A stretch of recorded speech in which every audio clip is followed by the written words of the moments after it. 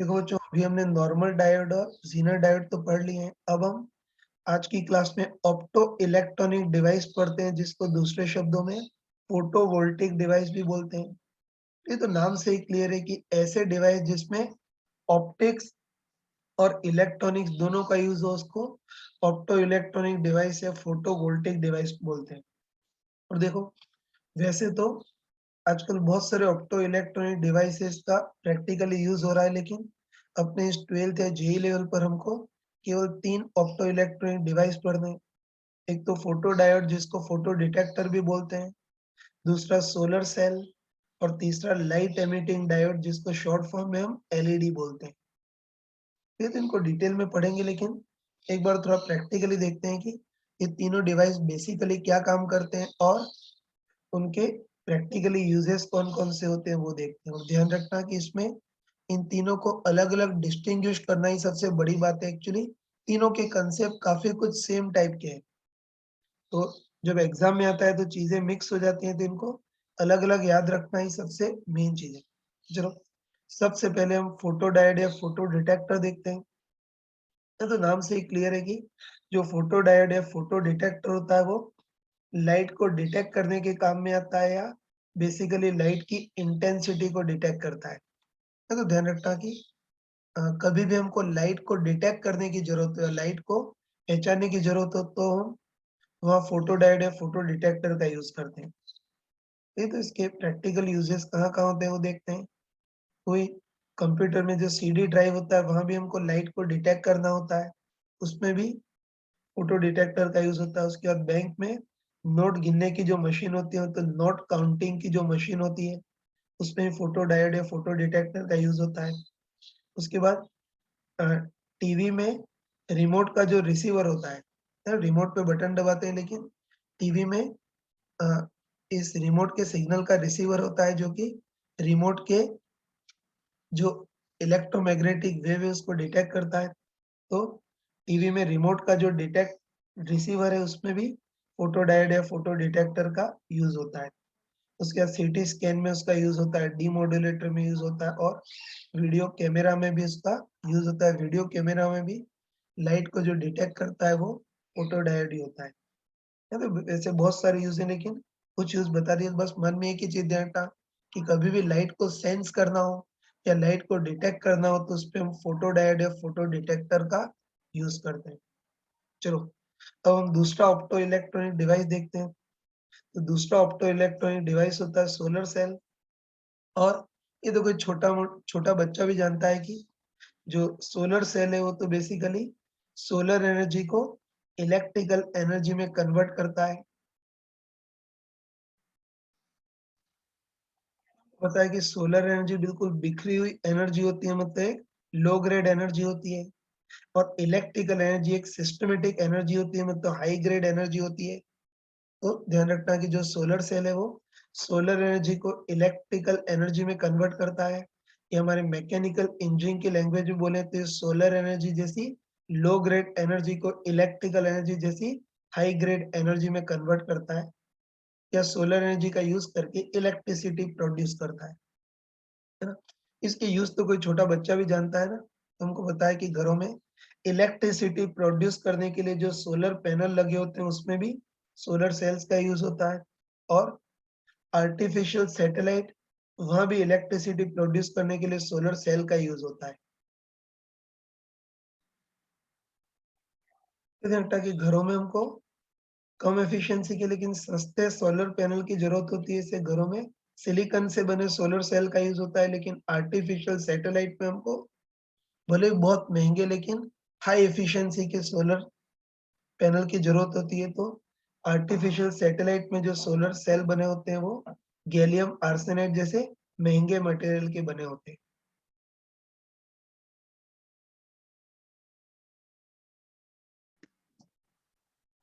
चलो बच्चों, तीसरा ऑप्टो इलेक्ट्रॉनिक डिवाइस देखते हैं, that is light emitting diode. ये इसको शॉर्ट फॉर्म में एलईडी बोलते हैं, है ना। तुम अच्छे ध्यान रखना कि जो फोटो डायोड और सोलर सेल है वो तो लाइट को इलेक्ट्रिसिटी में कन्वर्ट करते हैं, लेकिन ये जो एलईडी होती है वो उल्टा काम करती है। वो उल्टा इलेक्ट्रिसिटी को लाइट में कन्वर्ट करती है। तो डिफरेंस ध्यान रखना। फोटो डिटेक्टर और सोलर सेल ये लाइट को इलेक्ट्रिसिटी में, लेकिन जो एलईडी है वो उल्टा काम करती है, वो इलेक्ट्रिसिटी को लाइट में कन्वर्ट करती है। तो ध्यान रखना कि कभी भी लाइट प्रोड्यूस करनी है ना, कहीं भी लाइट निकालनी है तो उसके लिए हम एलईडी मतलब लाइट एमिटिंग डायोड इनका यूज करते हैं। तो इसके प्रैक्टिकल यूज भी देख सकते हो। तुमको पता होगा कि किसी भी वायर में करंट फ्लो हो रही है या नहीं हो रही है, उसको चेक करने के लिए जो टेस्टर होते हैं उसमें भी एलईडी का यूज होता है ना। डेल्टा की किसी वायर में करंट बह रही है या नहीं बह रही है, उसको चेक करने के लिए हम क्या करते हैं, उस वायर को टेस्टर से टच कराते हैं।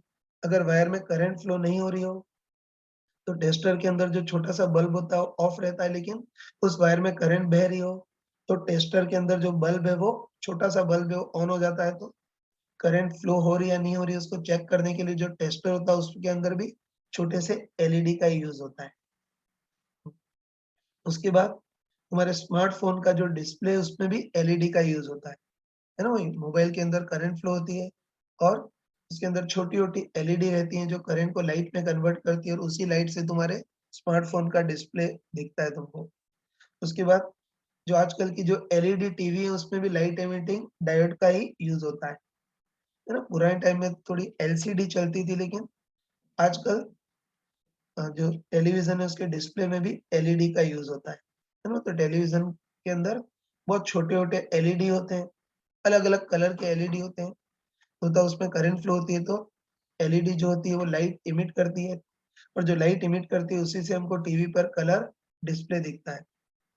उसके लिफ्ट के अंदर भी जो डिस्प्ले होता है उसमें भी लाइट इमिटिंग डायोड का ही यूज़ करते हैं। तुमने देखा होगा कि लिफ्ट पहले फ्लोर पर रुकी है तो 1 डिस्प्ले में आता है, सेकंड फ्लोर पर रुकी है तो डिस्प्ले में 2 आता है। तो याद रखना कि लिफ्ट, कैलकुलेटर उनका जो डिस्प्ले होता है उसमें भी लाइट इमिटिंग डायोड मतलब एलईडी का ही यूज़ होता है। उसके बाद ये पता होगा कि आजकल जो एलईडी बल्ब होते हैं उसमें भी लाइट एमिटिंग डायोड का ही यूज़ होता है। ये तो ध्यान रखना कि 2010 के पहले तो एलईडी के छोटे-छोटे ही यूज़ होते थे, लेकिन 2013 में जापानीज़ साइंटिस्ट था, उसने ऐसी एलईडी बनाई जो व्हाइट लाइट निकालती है ना? और ध्यान रखना कि ये जो व्हाइट लाइट निकालने वाली जो एलईडी होती है उसी को तो अनपढ़ों के शब्दों में एलईडी बल्ब बोलते हैं, है ना? तो उसमें भी लाइट एमिटिंग डायोड का ही यूज़ होता है। तो ध्यान रखना कि पहले तो पुराने टाइम में तो ऑर्थोडॉक्स बल्ब और सीएफएल चलते थे, वो भी लाइट निकालते थे लेकिन उनकी एफिशिएंसी काफ़ी कम होती थी, है ना? ज़्यादा इलेक्ट्रिसिटी खर्च होती थी और लाइट कम ही प्रोड्यूस कर पाते थे। लेकिन आजकल जो घरों में जो एलईडी बल्ब लगे होते हैं, है ना? व्हाइट एलईडी बल्ब होते हैं, है ना? उसमें भी लाइट एमिटिंग डायोड का यूज़ होता है, लेकिन उनकी एफिशिएंसी काफ़ी ज़्यादा होती है, मतलब इलेक्ट्रिसिटी को लाइट में ज़्यादा एफिशिएंटली कन्वर्ट कर पाता है, तो उनको इलेक्ट्रिसिटी सफिशिएंट मिलती है और बिजली काफ़ी कम खर्च होती है। तो हमने अभी तीनों ऑप्टो इलेक्ट्रॉनिक डिवाइस का बेसिक पढ़ लिया और बस हमको इनकी एप्लीकेशन क्या है वो याद रखना। तो याद रखना कि जो फोटो डायोड है, फोटो डिटेक्टर है, वो सिंपली लाइट को डिटेक्ट ही करते हैं, है ना? फिर सोलर सेल जो होता है वो सोलर एनर्जी को इलेक्ट्रिसिटी में कन्वर्ट करता है, ये इलेक्ट्रिसिटी प्रोड्यूस करता है और एलईडी जो होते हैं वो उल्टा काम करते हैं, वो इलेक्ट्रिसिटी को लाइट में कन्वर्ट करते हैं। तो ये तो इनका प्रैक्टिकल एप्लीकेशन देख लिए। अब हम इन तीनों ऑप्टो इलेक्ट्रॉनिक डिवाइस को डिटेल में स्टडी करते हैं। फिर बच्चों सबसे पहले हम फोटो डायोड या फोटो डिटेक्टर को पढ़ते हैं। तो मैंने पहले ही बताया था कि जो फोटो डायोड है या फोटो डिटेक्टर है वो बेसिकली लाइट को डिटेक्ट करने के काम में आता है। तो एक बार थोड़ा डिटेल में देखते हैं कि कैसे वर्क करता है ना। तो तुम अच्छे ध्यान रखना कि जो फोटो डायोड या फोटो डिटेक्टर होता है वो सिलिकॉन से बना हुआ नॉर्मल पीएन जंक्शन डायोड ही होता है, लेकिन सबसे मेन चीज़ ये है कि इसमें इस पीएन जंक्शन डायोड को रिवर्स बायस में लगाते हैं। तो रिवर्स बायस में क्यों लगाते हैं उसको राइट टाइम पर हम सबसे लास्ट में पढ़ लेंगे, लेकिन अभी थोड़ी देर के लिए ध्यान रखना कि फोटो डायोड या फोटो डिटेक्टर सिलिकॉन से बना हुआ नॉर्मल पीएन जंक्शन डायोड ही होता है, लेकिन सबसे मेन चीज़ है कि इसको बैटरी के साथ रिवर्स बायस में लगाते हैं। और हमको पता है ना, हमको पता है कि रिवर्स बायस में करंट बहुत ही स्मॉल होती है जिसको रिवर्स सैचुरेशन करंट बोलते हैं, या दूसरे शब्दों में ड्रिफ्ट करंट बोलते हैं, तीसरे शब्दों में इसको डार्क करंट बोलते हैं। तो ध्यान रखना कि इसमें पीएन जंक्शन डायोड को रिवर्स बायस में लगाते हैं तो करंट बहुत ही स्मॉल होती है जिसको रिवर्स सैचुरेशन करंट या डार्क करंट भी बोलते हैं, है ना? अब देखो अब हम क्या करते हैं कि जिस लाइट को डिटेक्ट करना है या जिस लाइट की इंटेंसिटी को डिटेक्ट करना है उसको पीएन जंक्शन डायोड पर गिराते हैं। तुम बताओ कि पीएन जंक्शन डायोड पर हम लाइट गिरा रहे हैं मतलब इनडायरेक्टली फोटोन गिरा रहे हैं, जहाँ एक फोटोन की एनर्जी h होती है। और तुम बताओ कि ये जो लाइट गिरा रहे हैं वो लाइट या इसके फोटोन डायोड के बंधे हुए इलेक्ट्रॉन पर भी गिरेंगे ना, है ना? बोल सकते हैं कि जो लाइट है, लाइट के जो फोटोन है वो डायोड के बंधे हुए इलेक्ट्रॉन पर भी गिरेंगे। और तुम बताओ कि इस लाइट के फोटोन की एनर्जी अगर फॉरबिडन एनर्जी गैप Eg से भी ज्यादा हो, तो इतनी सारी एनर्जी का यूज करके ये जो बंधे हुए इलेक्ट्रॉन है वो वैलेंस बैंड से जंप करके कंडक्शन बैंड में पहुंच जाएंगे।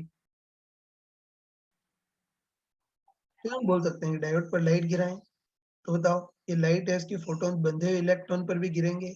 और बताओ अगर इन फोटोन की एनर्जी फॉरबिडन एनर्जी गैप से भी ज्यादा हो, तो इतनी सारी एनर्जी लेकर के ये बंधे हुए इलेक्ट्रॉन वैलेंस बैंड से जंप करके कंडक्शन बैंड में पहुंच जाएंगे। और बताओ कोई भी इलेक्ट्रॉन वैलेंस बैंड से जंप किया तो वैलेंस बैंड में वहां, है ना, वैलेंस बैंड या उस कोवेलेंट बॉन्ड में वहां वैकेंसी रह जाएगी, और इलेक्ट्रॉन की वैकेंसी को होल बोलते हैं। तो हम बोल सकते हैं कि जितने भी इलेक्ट्रॉन जंप करके कंडक्शन बैंड में पहुंचेंगे वो अपने पीछे होल छोड़ करके जाएंगे, है ना? और ध्यान रखना कि इस बार जो इलेक्ट्रॉन और होल पेयर प्रोड्यूस हो रहे हैं वो लाइट के कारण या फोटोन के कारण प्रोड्यूस हो रहे हैं।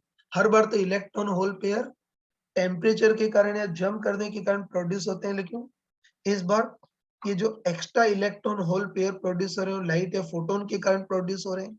और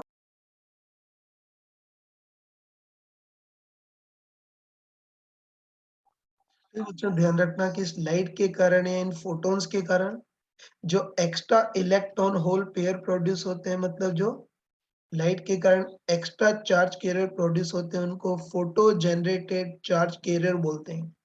और तुम खुद बताओ कि इन, है ना, सोच के बताओ कि इन extra photo generated charge carrier के कारण इस डायोड की कंडक्टिविटी बढ़ जाएगी, तो उसके कारण रिवर्स करंट भी बढ़ जाएगी। तो हमको पता है कि जब लाइट नहीं गिराई थी तब तो रिवर्स करंट बहुत ही स्मॉल थी, जिसको रिवर्स सैचुरेशन करंट बोलते हैं। लेकिन अगर लाइट गिराएगी तो फोटोन्स के कारण इन extra photo generated charge carrier के कारण रिवर्स करंट बढ़ जाएगी, है ना?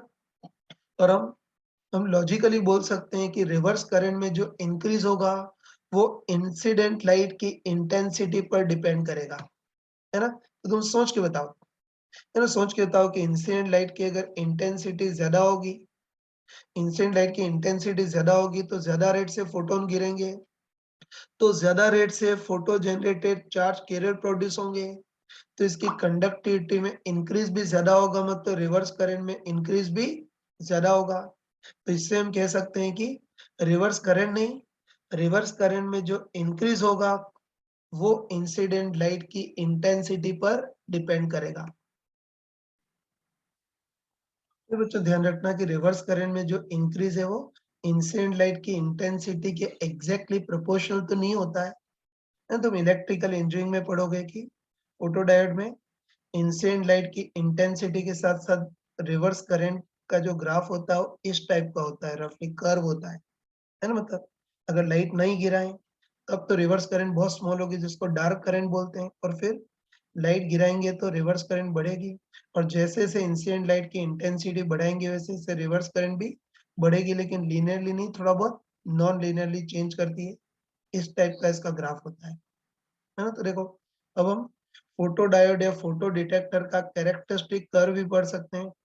उन्होंने बताया था कि फोटो डायोड या फोटो डिटेक्टर के लिए आई वर्सेस वी का जो ग्राफ होता है उसको कैरेक्टरिस्टिक कर्व बोलते हैं। कैसा होगा वो देखना है। तो कोई स्मार्ट पर्सन हो, ना कोई स्मार्ट पर्सन हो तो बस एक ही चीज दिमाग में रखनी है कि जो फोटो डायोड होता है उसमें डायोड को बैटरी के साथ रिवर्स बायस में लगाया होता है, तो इसका कैरेक्टरिस्टिक कर्व भी रिवर्स बायस जैसा होगा। है तो वही पहले मान लेते हैं कोई लाइट नहीं गिरा रहे हैं तब तो रिवर्स करंट बहुत ही स्मॉल होगी, जिसको रिवर्स सैचुरेशन करंट या डार्क करंट बोलते हैं। लेकिन अगर लाइट गिराएंगे तो रिवर्स करंट में इंक्रीज होगा, है ना? तो चलो पहले मान लेते हैं कि हम कम इंटेंसिटी की लाइट गिरा रहे हैं, है ना? पहले मान लेते हैं कम इंटेंसिटी की लाइट गिरा रहे हैं, तो हमको पता है कि इंसिडेंट लाइट की इंटेंसिटी कम है, तो कम रेट से फोटोन गिरेंगे, तो कम रेट से photo generated charge career produce होंगे, तो रिवर्स करंट में इंक्रीज भी कम होगा। अगले केस में ज्यादा इंटेंसिटी की लाइट गिराते हैं, तो बताओ इंसिडेंट लाइट की इंटेंसिटी ज्यादा होगी तो फोटोन ज्यादा रेट से गिरेंगे, तो ज्यादा रेट से photo generated charge career produce होंगे, तो रिवर्स करंट में इंक्रीज भी ज्यादा होगा। और तीसरे केस में और ज्यादा इंटेंसिटी की लाइट गिरा रहे हैं, तो और ज्यादा रेट से फोटोन गिरेंगे, और ज्यादा रेट से photo generated charge career produce होंगे, तो रिवर्स करंट में इंक्रीज भी ज्यादा होगा। तो हम बोल सकते हैं कि इसमें I1 इंटेंसिटी कम होगी, I2 ज्यादा होगी और I3 सबसे ज्यादा होगी। ये इस टाइप से बोल सकते हैं। हाँ बच्चों, एक और चीज ध्यान रखना है, तो ध्यान रखना कि फोटो डायोड या फोटो डिटेक्टर उसी लाइट को डिटेक्ट कर सकता है जिसके फोटोन की energy forbidden energy gap Eg से ज्यादा हो। है ना? तुम खुद बताओ एक मिनट।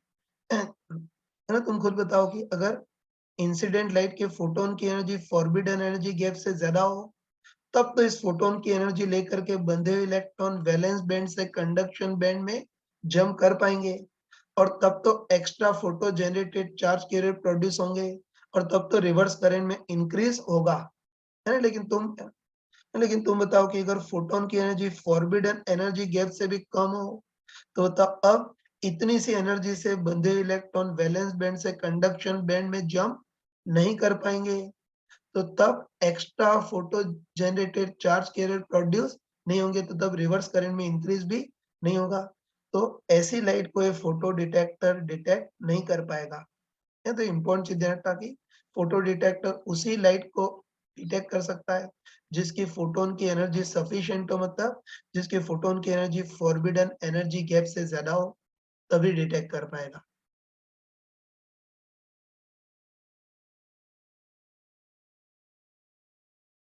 बच्चों अब एक बार देखते हैं कि फोटो डायोड या फोटो डिटेक्टर में डायोड को रिवर्स बायस में क्यों लगाते हैं, फॉरवर्ड बायस में क्यों नहीं लगाते हैं, उसका अब राइट टाइम है, अब इसको हम देख सकते हैं ना।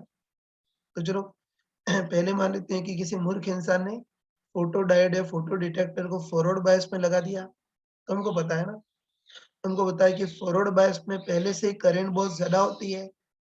पता है कि फॉरवर्ड बायस में पहले से ही बहने वाली करंट बहुत ज्यादा होती है, तो बताओ लाइट गिराने के कारण करंट में जो स्मॉल चेंज है वो हमको क्लियरली नहीं दिखेगा। जैसे मान लेते हैं कि फॉरवर्ड बायस में करंट पहले से ही बहुत ज्यादा होती है ना। मान लेते हैं कि फॉरवर्ड बायस में करंट 10 मिली एम्पियर है। अब लाइट गिराने के कारण करंट में थोड़ा सा इंक्रीज होगा, मान लेते हैं कि 100 माइक्रो एम्पियर, मतलब 0.1 मिली एम्पियर जितना करंट में इंक्रीज हो गया। तो पहले करंट 10 मिली एम्पियर थी, तो अब कितनी हो जाएगी 10.1 मिली एम्पियर। मतलब बताओ परसेंटेज चेंज बहुत ही स्मॉल है ना? परसेंटेज चेंज केवल 1% है, जो बहुत ही स्मॉल है। इसीलिए हमको करंट में जो स्मॉल इंक्रीज है वो क्लियरली नहीं दिखता है। तो बिल्कुल सही शब्द यूज किए थे कि फॉरवर्ड बायस में करंट पहले से ही बहुत लार्ज होती है। तो बताओ लाइट गिराने के कारण करंट में जो स्मॉल चेंज है उनको क्लियरली नहीं दिखता है, क्योंकि परसेंटेज चेंज बहुत ही स्मॉल होता है। लेकिन बताओ ना लेकिन बताओ रिवर्स बायस में करंट पहले से ही बहुत कम होती है, तो लाइट गिराने के कारण करंट में जो स्मॉल इंक्रीज है वो हमको क्लियरली दिखेगा, है ना? जैसे रिवर्स बायस है ना, तो रिवर्स बायस में करंट पहले से ही बहुत स्मॉल होती है, जैसे मान लेते हैं 10 माइक्रो एम्पियर है। अब लाइट गिराने के कारण करंट 100 माइक्रो एम्पियर जितनी बढ़ गई, तो अब करंट 10 से बढ़ करके 110 माइक्रो एम्पियर हो जाएगी। मतलब अब परसेंटेज चेंज बहुत ज्यादा होगा। परसेंटेज चेंज कितना हो गया 1000%, 1000%, है ना? तो करंट में परसेंटेज चेंज बहुत ज्यादा होगा, मतलब करंट में इंक्रीज क्लियरली दिखेगा। इसीलिए रिवर्स बायस का यूज करते हैं ना। तो मैंने क्लियरली लिख भी रखा है ना, लास्ट पेज पे लिख भी रखा है, लेकिन डायरेक्ट ध्यान रखना कि फॉरवर्ड बायस में करंट पहले से ही बहुत लार्ज होती है, तो लाइट गिराने के कारण करंट में जो स्मॉल चेंज है उनको क्लियरली नहीं दिखता है, क्योंकि परसेंटेज चेंज बहुत स्मॉल होता है। लेकिन रिवर्स बायस में करंट बहुत ही स्मॉल होती है, तो लाइट गिराने के कारण करंट में जो स्मॉल चेंज है वो भी हमको क्लियरली दिखेगा, क्योंकि उसमें परसेंटेज चेंज काफी ज्यादा होगा। इसीलिए फोटो डायोड में डायोड को रिवर्स बायस में इसीलिए लगाते हैं। ये फोटो डायोड के पूरे कंसेप्ट पढ़ लिए। अब इसको प्रॉपर्ली नोट कर लेना। इसकी थ्योरी को मैं पेज चेंज करके बता रहा हूँ, तुम वीडियो पॉज़ करके नोट कर लेना। तो ये फोटो डायोड है, फोटो डिटेक्टर का पहला पेज है ना? ये इसकी थ्योरी का दूसरा पेज है। ये इसकी थ्योरी का तीसरा पेज है। उसमें ये ग्राफ अपनी बुक में तो नहीं, लेकिन इलेक्ट्रिकल इंजीनियरिंग में दिया हुआ है। ये इसकी थ्योरी का चौथा पेज है, चाहे पूरा लिखा हुआ है ना।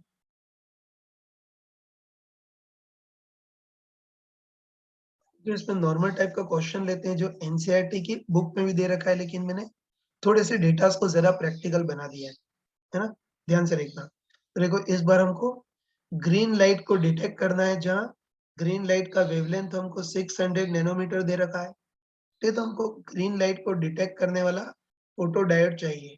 बस हमको पूछा है ना, हमको पूछा है कि ग्रीन लाइट को डिटेक्ट करने के लिए अगर हमको फोटो डायोड बनाना है, तो फोटो डायोड इनमें से किस-किस मटेरियल का बनाया जा सकता है ना? फोटो डायोड के लिए कौन-सा मटेरियल सूटेबल रहेगा वो देखना है। ए ऑप्शन में कि हम फोटो डायोड सिलिकॉन का बना रहे हैं, जिसका forbidden energy gap 1.1 electronic volt है। बी ऑप्शन है फोटो डायोड हम गैलियम फॉस्फाइड का बना रहे हैं, जिसका forbidden energy gap 2.3 electronic volt. C option है कि फोटो डायोड कैडमियम सल्फाइड का बना रहे हैं, जिसका forbidden energy gap 2.8 electronic volt. और फोर्थ ऑप्शन में दे रखा है कि फोटो डायोड गैलियम आर्सेनाइड का बना रहे हैं, जिसका forbidden energy gap approximately 1.5 electronic volt है। तो ग्रीन लाइट को डिटेक्ट करने के लिए किस मटेरियल से बना फोटो डायोड हम यूज कर सकते हैं वो देखना है। तो इसको कर सकते हैं। तो बस मैंने चमका करके ना, है ना? तो मैंने बिल्कुल चमका के बताया था कि फोटो डायोड, है ना? बताया था मैंने कि फोटो डायोड लाइट को तभी डिटेक्ट कर सकता है जब इस लाइट के फोटोन की एनर्जी सफिशिएंट हो। मतलब फोटो डायोड लाइट को तभी डिटेक्ट कर सकता है जब लाइट के फोटोन की एनर्जी फॉरबिडन एनर्जी गैप से ज्यादा हो। तभी वो इलेक्ट्रॉन को एक्साइट कर पाएगा और तभी वो लाइट को डिटेक्ट कर पाएगा।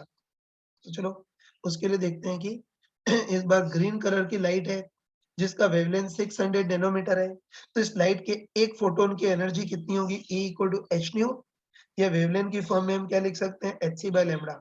तो एच सी तो 1240 इलेक्ट्रॉनिक वोल्ट इंटू नैनोमीटर अपन ग्रीन लाइट का वेवलेंथ 600।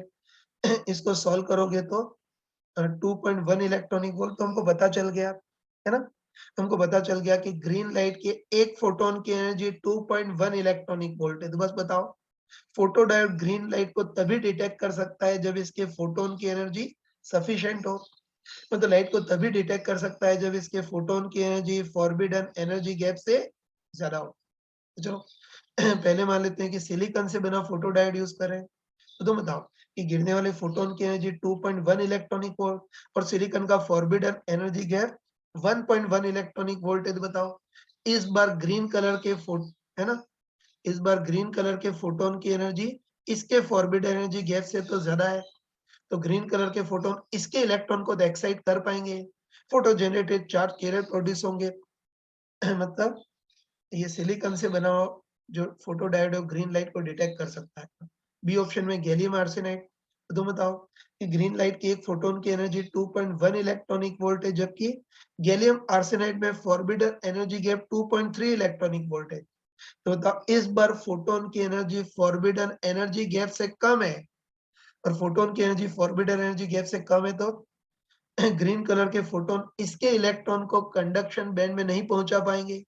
कोई photo generated charge career produce नहीं होंगे, तो रिवर्स करंट में इंक्रीज भी नहीं होगा। मतलब ग्रीन कलर की लाइट कोई गैलियम आर्सेनाइड वाला फोटो डायोड डिटेक्ट नहीं कर सकता है। सी ऑप्शन में कैडमियम सल्फाइड। तब तो डायरेक्ट बताओ कि ग्रीन कलर के फोटोन की एनर्जी 2.1 इलेक्ट्रॉनिक वोल्ट और कैडमियम सल्फाइड का forbid energy gap 2.8 electronic volt है। तो इस बार भी जो फोटोन की एनर्जी है वो फॉरबिडन एनर्जी गैप से कम है।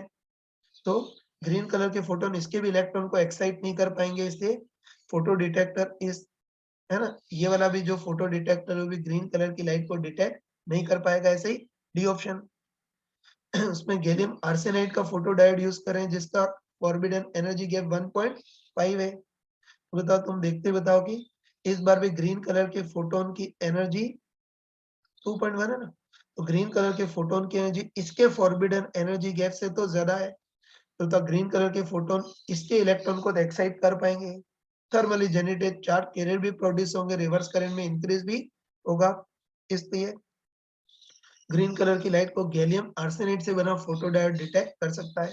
तो ए और डी ये दोनों ऑप्शन करेक्ट होंगे।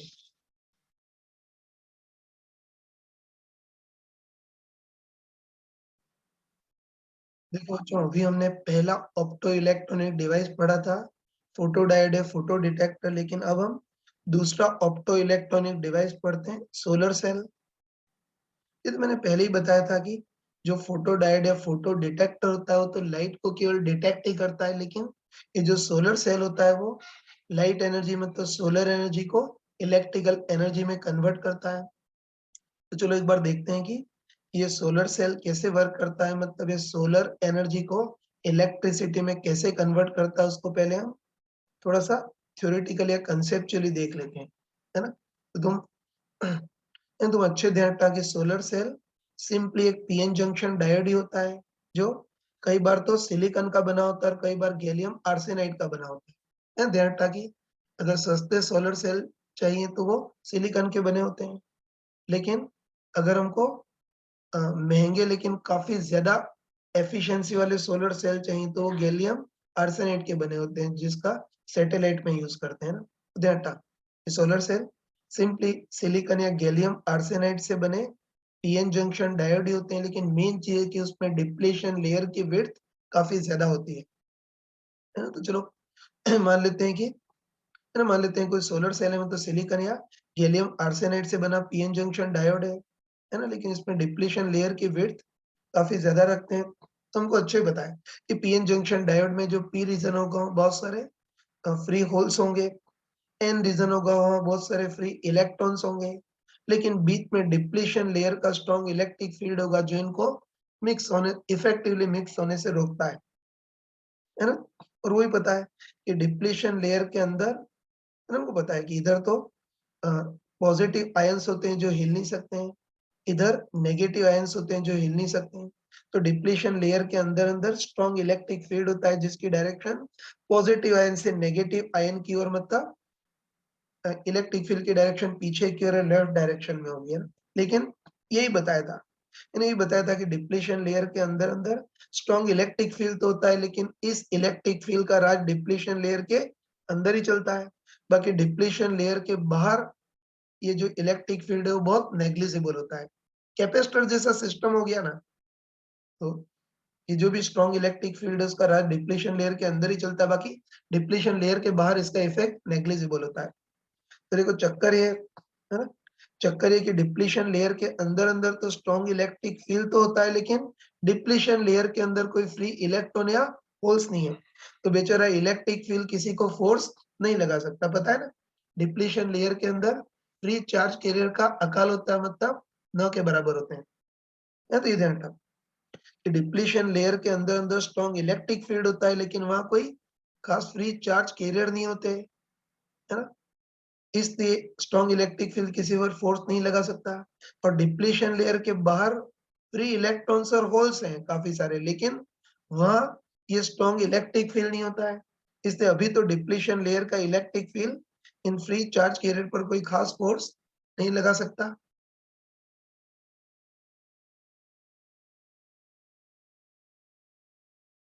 तो हम बोल सकते हैं कि डिप्लीशन लेयर के अंदर स्ट्रॉन्ग इलेक्ट्रिक फील्ड तो है, लेकिन डिप्लीशन लेयर के अंदर कोई इलेक्ट्रॉन और होल्स नहीं है, मतलब कोई फ्री चार्ज कैरियर नहीं है। और डिप्लीशन लेयर के बाहर बहुत सारे फ्री चार्ज कैरियर है, लेकिन वहां स्ट्रॉन्ग इलेक्ट्रिक फील्ड नहीं है, इसलिए अभी तो है ना, अभी तो डिप्लीशन लेयर का जो स्ट्रॉन्ग इलेक्ट्रिक फील्ड है वो बेचारा बिल्कुल चुप बैठेगा, अभी तो ये फ्री चार्ज कैरियर पर फोर्स नहीं लगा पाएगा। तभी तो डिप्लीशन लेयर का जो स्ट्रॉन्ग इलेक्ट्रिक फील्ड है स्ट्रॉन्ग होते हुए भी बिल्कुल चुपचाप बैठा रहेगा, है ना। लेकिन देखो अब हम है ना अब हम ऐसा करते हैं कि सन से आने वाली सोलर लाइट या जो सनलाइट है उसको इस चौड़ी डिप्लीशन लेयर पर गिराते हैं। और तुम बता ना, तुम बताओ कि डिप्लीशन लेयर पर सनलाइट गिरा रहे हैं मतलब इनडायरेक्टली फोटोन गिरा रहे हैं, है ना। और तुम खुद बताओ, है ना, डिप्लीशन चौड़ी डिप्लीशन लेयर पर सनलाइट गिरा रहे मतलब इनडायरेक्टली फोटोन गिरा रहे हैं, तो होता है फोटोन डिप्लीशन लेयर के अंदर बंधे हुए किसी न किसी इलेक्ट्रॉन पर तो गिरेंगे ना। और तुम बताओ कि, है ना, तुम बताओ कि जिन फोटोन की एनर्जी है ना, जिन फोटोन की एनर्जी फॉरबिडन एनर्जी गैप से ज्यादा है, वो फोटोन अगर बंधे हुए इलेक्ट्रॉन पर गिर गए, तो बताओ उन फोटोन की एनर्जी लेकर के अब काफी सारे बंधे हुए इलेक्ट्रॉन वैलेंस बैंड से कंडक्शन बैंड में जंप कर जाएंगे। तो वैलेंस बैंड या कोवेलेंट बॉन्ड में वहां वैकेंसी रह जाएगी जिसको होल्स बोलेंगे, है ना। और मैंने बताया था, है ना, पिछले टॉपिक में मैंने बताया था, तो पिछले टॉपिक में बताया था कि लाइट या फोटोन के कारण जो extra electron hole pair produce हुए उसको फोटो जनरेटेड चार्ज कैरियर बोलते हैं। तो कह सकते हैं लाइट के जिन फोटोन की एनर्जी फॉरबिड एनर्जी गैप से ज्यादा है, वो अगर बंधे हुए इलेक्ट्रॉन पर गिर गए, तो इस डिप्लीशन लेयर के अंदर अंदर काफी सारे photo generated electron hole pair produce होंगे, मतलब photo generated charge career produce होंगे। और तुम बताओ कि फोटो जनरेटेड चार्ज कैरियर मतलब photo generated electron hole pair depletion layer के अंदर प्रोड्यूस हुए। तुम बताओ कि फोटो जनरेटेड इलेक्ट्रॉन, है ना, काफी सारे photo generated electron hole pair depletion layer के अंदर प्रोड्यूस हुए हैं, तो बताओ अब डिप्लीशन लेयर का स्ट्रॉन्ग इलेक्ट्रिक फील्ड इनको छोड़ेगा नहीं, है ना। तुम बताओ कि डिप्लीशन लेयर का strong electric field left direction में ना, तो ये होल्स पर तो लेफ्ट डायरेक्शन में फोर्स लगाएगा, और इलेक्ट्रॉन नेगेटिव चार्ज है तो इन पर राइट डायरेक्शन में फोर्स लगाएगा।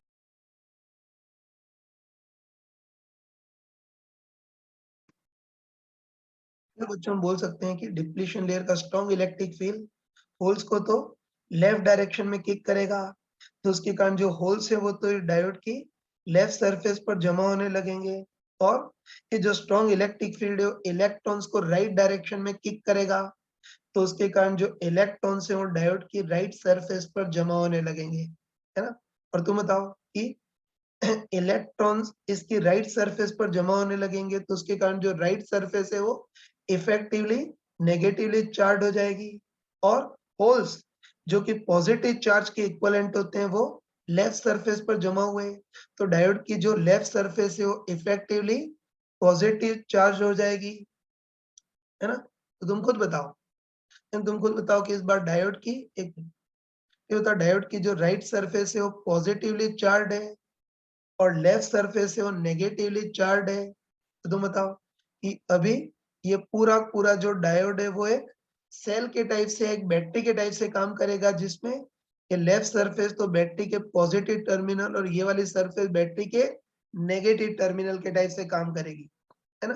तो हम बोल सकते हैं, है ना, हम बोल सकते हैं कि सोलर लाइट, है ना, बोल सकते हैं कि सोलर लाइट या सनलाइट गिराने के कारण अब ये पूरा पूरा डायोड एक बैटरी या सेल के टाइप से काम करेगा, इसीलिए इसको सोलर सेल बोलते हैं। तो तुम बताओ कि जो डायोड है वो एक छोटी सी बैटरी या सेल के टाइप से तो काम करेगा, लेकिन अभी इससे कोई भी बल्ब या लोड नहीं लगाया गया है, मतलब अभी सेल से कोई करंट नहीं ली जा रही है ना। और करंट इलेक्ट्रिसिटी में चमका कर बताया था कि कभी भी बैटरी से करंट नहीं ली जा रही हो, तब तो उसके अक्रॉस जो पोटेंशियल डिफरेंस होता है वो ईएमएफ के बराबर होता है।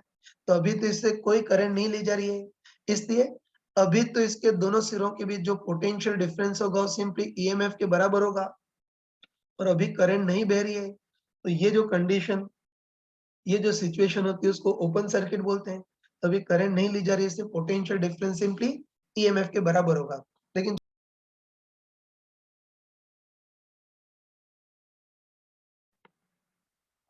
चलो बच्चों, अब हमको सोलर सेल की एनर्जी का यूज करना है, मतलब मान लेते हैं कि सोलर सेल से बल्ब जलाना है, तो पता है कि बैटरी की एनर्जी का जिसमें यूज होता है उसको लोड बोलते हैं, तो इस बार लोड की फॉर्म में बल्ब का यूज करते हैं ना। वही हम ना, वही में सोलर सेल के साथ कोई बल्ब लगा देते हैं। फिर तुम खुद बताओ कि अगर सोलर सेल के साथ कोई लोड या बल्ब लगा देंगे, तो बताओ अब चार्ज या करंट फ्लो भी होगा, है ना। और हमको पता है कि बता इसके साथ कोई बल्ब लगा देंगे तो अब चार्ज फ्लो भी होगा, और ये चार्ज बैटरी के पॉजिटिव टर्मिनल से नेगेटिव टर्मिनल की ओर इस टाइप से बहेगा, है ना। सोच सकते हैं ना, इसके साथ कोई बल्ब लगा दिया तो चार्ज या करंट फ्लो भी होगी, और करंट कोई बैटरी के पॉजिटिव टर्मिनल से नेगेटिव टर्मिनल की ओर से करंट भी बह जाएगी। और तुम बताओ ना तुम बताओ कि अब बैटरी से करंट बह रही है, मतलब बैटरी से करंट ली जा रही है, करंट निकल रही है। तो मैंने चमका के बताया था करंट इलेक्ट्रिसिटी में कि अगर बैटरी से करंट निकल रही हो, बैटरी से करंट ली जा रही हो, तो अब इस बैटरी या अब इस सोलर सेल के अक्रॉस पोटेंशियल डिफरेंस ई नहीं होगा बल्कि ई माइनस आई आर होगा। कह सकते हैं ना कि अब बैटरी से करंट ली जा रही है, करंट निकल रही है, तो अब इस बैटरी या सोलर सेल के अक्रॉस पोटेंशियल डिफरेंस ई नहीं होगा, ई माइनस आई आर होगा, है ना। बस अब हम करंट बढ़ाते हैं तो साफ साफ बोल सकते हैं कि potential difference E minus I R है। तो होता जैसे जैसे करंट बढ़ाएंगे वैसे वैसे ई माइनस आई आर घटेगा, तो इस सोलर सेल के अक्रॉस पोटेंशियल डिफरेंस भी घटेगा, है ना। और ये भी ध्यान रखना, इन्हें भी ध्यान रखना कि अगर सोलर सेल का इंटरनल रेजिस्टेंस स्मॉल और कांस्टेंट होता है ना, सोलर सेल का अगर इंटरनल रेजिस्टेंस कांस्टेंट होता तब तो करंट के साथ साथ पोटेंशियल डिफरेंस लीनियरली घटता, लेकिन ध्यान रखना कि एक्चुअली सोलर सेल का इंटरनल रेजिस्टेंस कांस्टेंट नहीं होता बल्कि वेरिएबल होता है। इससे इस बार करंट के साथ साथ ये जो पोटेंशियल डिफरेंस है वो लीनियरली नहीं बल्कि नॉन लीनियरली घटेगा।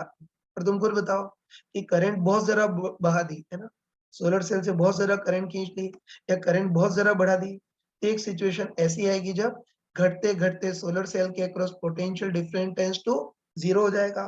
और एक करंट इलेक्ट्रिसिटी में बताया था कि बैटरी से इतनी ज्यादा करंट बह जाए कि बैटरी के अक्रॉस पोटेंशियल डिफरेंस घटते घटते जीरो हो जाए तो उस सिचुएशन को शॉर्ट सर्किट बोलते हैं। तो बस सोलर सेल का कैरेक्टरिस्टिक कर्व मतलब सोलर सेल के लिए आई वर्सेस वी का ग्राफ इस टाइप का आता है ना। तो ये ध्यान रखना, ठीक है ना, ये ध्यान रखना कि जो सोलर सेल है वो तो एक बैटरी के टाइप से काम करती है ना, दिमाग में ध्यान रखना कि सोलर सेल एक बैटरी के टाइप से काम करती है और बैटरी के अक्रॉस तो potential difference E minus I R होता है, तो ग्राफ भी ई माइनस आई आर जैसा ही होगा। जब करंट जीरो होगी तब तो पोटेंशियल डिफरेंस ईएमएफ के बराबर, फिर करंट जैसे जैसे बढ़ाएंगे ईएमएफ घटेगा, क्योंकि internal resistance non linear sorry variable होता है, इसलिए आई के साथ साथ पोटेंशियल डिफरेंस नॉन लीनियरली घटेगा और इतनी ज्यादा करंट फ्लो हो जाएगी potential difference tends to zero हो जाए तो उसको शॉर्ट सर्किट बोलेंगे। एक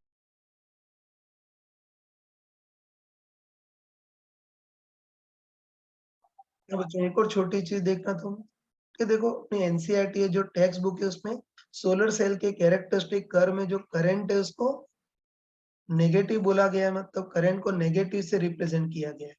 इसका क्या चक्कर है वो भी देख सकते हो ना, तुम खुद बताओ ना।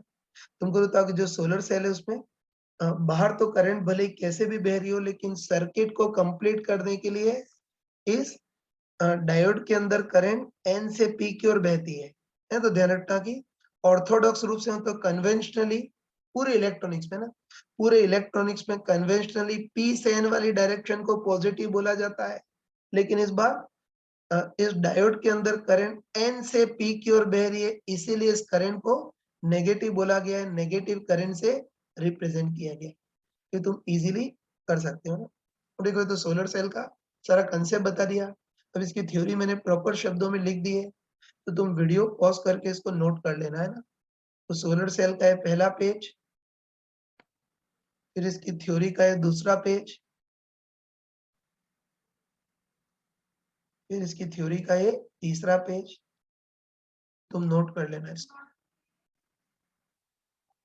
देखो बच्चों अभी तो हमने सोलर सेल को थ्योरेटिकली स्टडी किया, लेकिन अब देखते हैं कि सोलर सेल का प्रैक्टिकल डायग्राम कैसा होता है, मतलब इसमें सारी चीजों को प्रैक्टिकली कैसे अरेंज करते हैं वो देखते हैं। ये तो मैंने पहले ही बताया था कि सोलर सेल सिंपली एक पीएन जंक्शन डायोड होता है, तो उसमें ऊपर तो एन लेयर एन टाइप की लेयर होती है, नीचे पी टाइप की लेयर होती है और ऑब्वियसली बीच में डिप्लीशन रीजन होता है। अब ध्यान रखना कि इसमें ऊपर जो एन टाइप की लेयर होती है उसको बहुत पतला बनाते हैं, है ना। और पतला बनाने के लिए डोपिंग की कंसंट्रेशन काफी ज्यादा रखते हैं और पहले ही पढ़ चुके हैं कि डोपिंग की कंसंट्रेशन काफी ज्यादा रखेंगे तो ये एन टाइप का जो रीजन होगा वो पतला रीजन होगा। फिर नीचे जो पी टाइप की लेयर है उसको चौड़ा रखते हैं, तो उसके लिए इधर डोपिंग की कंसंट्रेशन कम रखते हैं। हाँ, अब इधर एन टाइप की लेयर को पतला और नीचे पी टाइप की लेयर को चौड़ा क्यों रखते हैं उसका भी रीजन है। तो ध्यान रखना कि नीचे पी टाइप की रीजन को चौड़ा रखेंगे तो उसके कारण डिप्लीशन लेयर की विड्थ काफी ज्यादा होगी, और ऊपर जो एन टाइप की लेयर है उसको पतला रखेंगे तो उसके कारण क्या होगा कि इस पर जितनी भी लाइट गिराएंगे ज्यादातर लाइट इस पतले से रीजन को पार करके डिप्लीशन रीजन तक पहुंच जाएगी, है ना, ताकि डिप्लीशन रीजन के अंदर photo generated charge career produce हो, तो वही अपने काम के उसी के कारण वोल्टेज जनरेट होता है।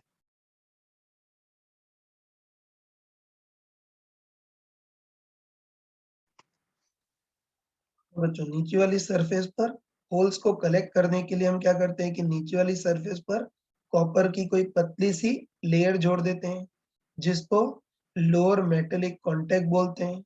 और ध्यान रखना कि जो लोअर मेटेलिक कांटेक्ट है मतलब कॉपर की पतली सी लेयर जोड़ दी, वो दो काम करेगी। एक तो ये बॉटम सरफेस पर जो होल्स है उनको कलेक्ट करेगी, और दूसरा ये जो कॉपर की लेयर है वो इस सोलर सेल को कंडक्टिंग सर्किट से कनेक्ट कर पाएगी। बताओ अगर एक कॉपर की लेयर नहीं जोड़े तो फिर हमको इस वायर को सिलिकॉन से जोड़ना पड़ेगा, फिर करंट काफी कम बहेगी। तो लोअर जो मेटेलिक है ना, कॉपर की पतली सी लेयर होती है, लोअर मेटेलिक कॉन्टेक्ट होता है, वो दो काम करता है। एक तो बॉटम सरफेस पर जो होल्स है उनको कलेक्ट करता है, और दूसरा ये जो लोअर पार्ट है उसको कॉपर वायर से कनेक्ट करता है, तो सर्किट से जोड़ता है। ऐसे ध्यान रखना कि ऊपर इलेक्ट्रॉन इकट्ठे होते हैं ना, तो ऊपर इलेक्ट्रॉन्स को कलेक्ट करने के लिए हम ऊपर कॉपर की पूरी कंप्लीट लेयर नहीं बनाते, उसकी जगह ऊपर कॉपर का मेटेलिक फिंगर कांटेक्ट रखते हैं ना, जिसमें कॉपर केवल इतने इतने ही पार्ट में होता है। तुमको बताओ कि जैसे नीचे कॉपर की कंप्लीट लेयर लगा दी, वैसे ऊपर भी कॉपर की अगर कंप्लीट लेयर बना दोगे तो फिर तो सनलाइट इसको पार कर ही नहीं पाएगी और डिप्लीशन लेयर तक पहुंच ही नहीं पाएगी।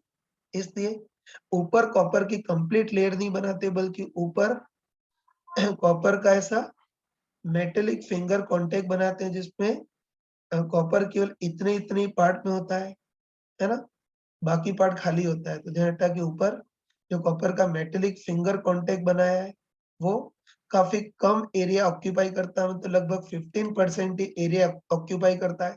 ये 15% रेस को ही रोक पाता है, बाकी 85% जो पार्ट होता है वो वहाँ कॉपर के कांटेक्ट नहीं होते। तो 85% पार्ट में हम जो लाइट रेस गिरेंगी वो पार करके डिप्लीशन लेयर तक पहुंच पाएंगी। फिर बच्चों इसी कारण से हम ऊपर वाली सरफेस पर कॉपर की कंप्लीट लेयर नहीं लगाते हैं, उसकी जगह केवल कॉपर के मेटेलिक फिंगर कांटेक्ट ही लगाते हैं, जो केवल 15% एरिया को ही कवर करता है, मतलब 15% एरिया को ही ऑक्यूपाई करता है। तो तब तुम सन रेज गिराओगे तो इस मेटेलिक फिंगर कांटेक्ट के कारण केवल 15% एरिया ही ढकेगा, बाकी 85% जो एरिया होगा एक्सपोज्ड होगा।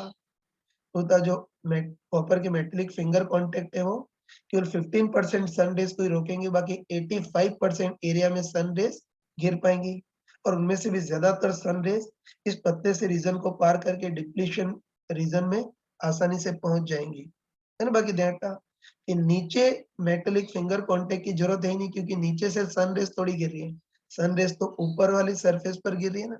इससे नीचे तो कॉपर की कंप्लीट लेयर लगाते हैं जिसको मेटेलिक कांटेक्ट बोलते हैं, लेकिन ऊपर कंप्लीट लेयर नहीं, उसकी जगह मेटेलिक फिंगर कांटेक्ट ही लगाते हैं।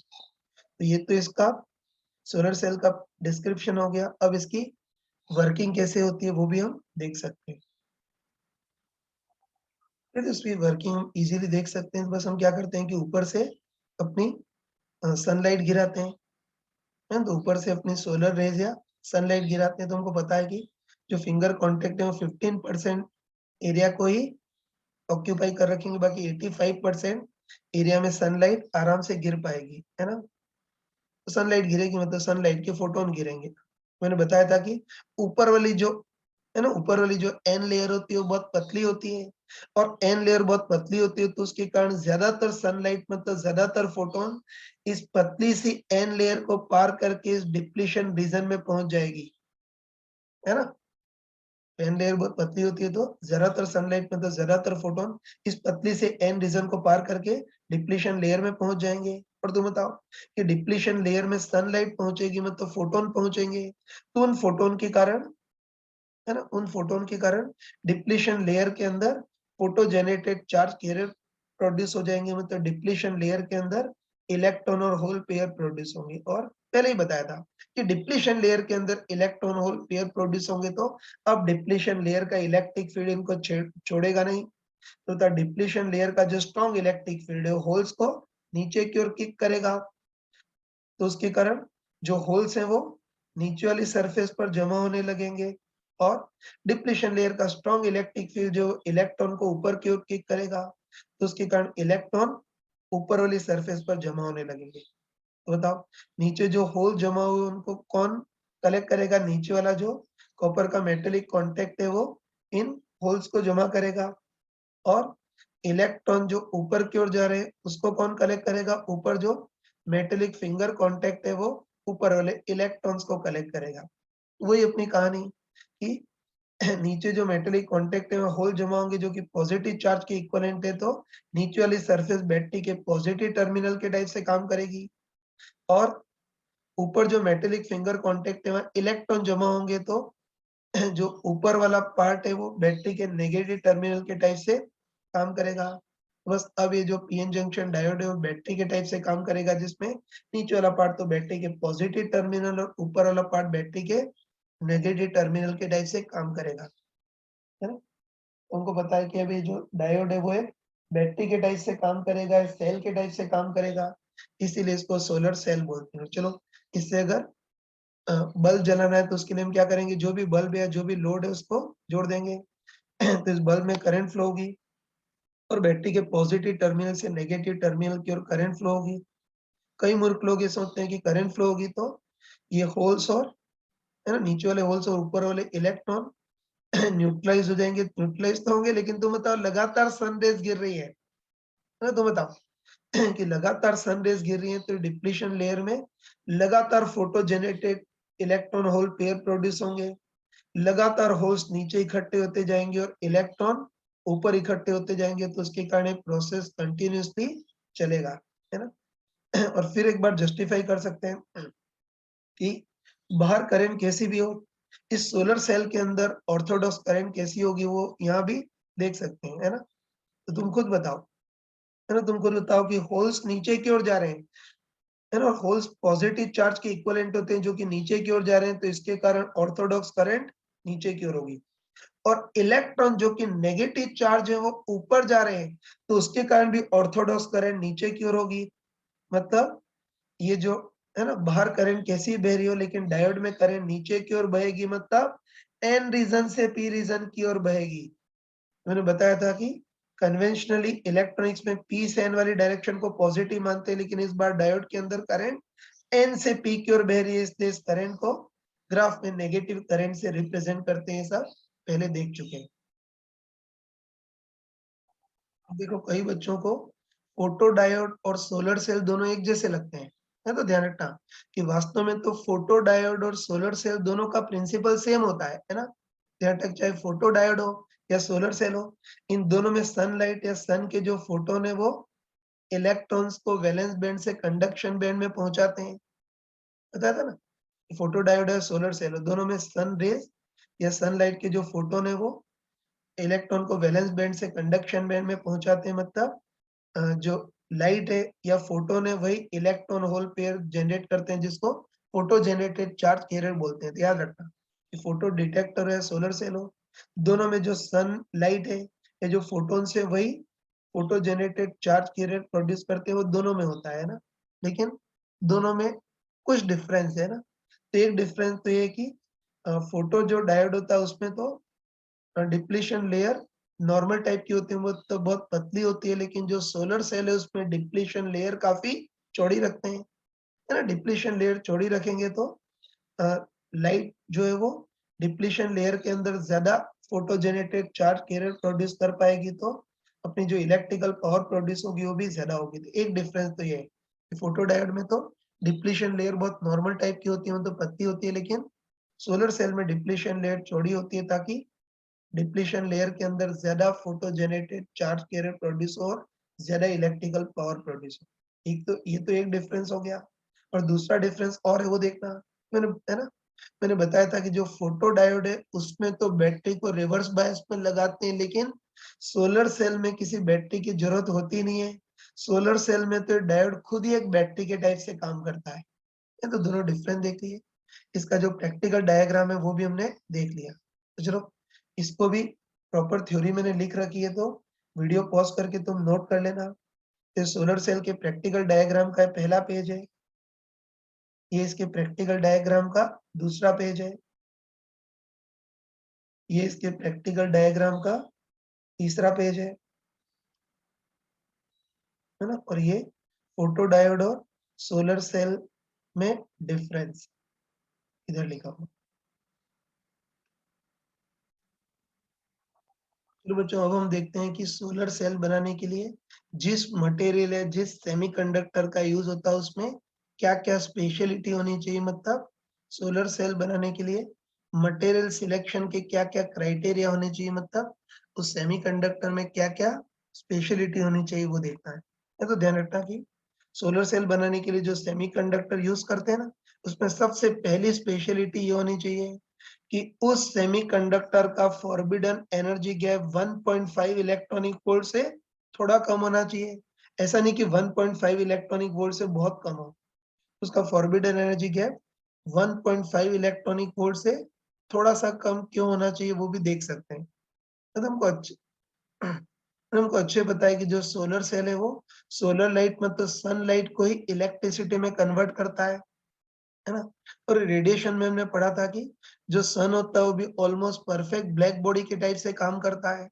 तो परफेक्ट ब्लैक बॉडी के सिमिलर जो सन है वो भी सारे वेवलेंथ मतलब सारी फ्रीक्वेंसी के फोटोन निकालता है ना। मतलब सन जो है वो कम एनर्जी वाले भी फोटोन निकालता है और ज्यादा एनर्जी वाले भी फोटोन निकालता है। मतलब ब्लैक बॉडी के सिमिलर जो सन है वो सारे टाइप के वेवलेंथ के या सारे टाइप की एनर्जी वाले फोटोन निकालता है ना। लेकिन ध्यान रखना, सन वैसे तो सारे टाइप के फोटोन निकालता है, लेकिन वो ज्यादातर ऐसे फोटोन निकालता है जिसका वेवलेंथ 826 नैनोमीटर हो, है ना।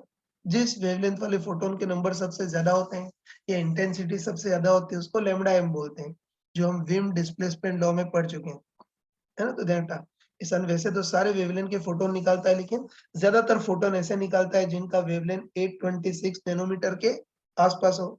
तो इन फोटोन की एनर्जी भी निकाल सकते हैं ना एच सी बाय लेमडा से। तो इन फोटोन की एनर्जी अगर एच सी बाय लेमडा से निकालोगे तो ऑलमोस्ट 1.5 इलेक्ट्रॉनिक वोल्ट हो गया ना।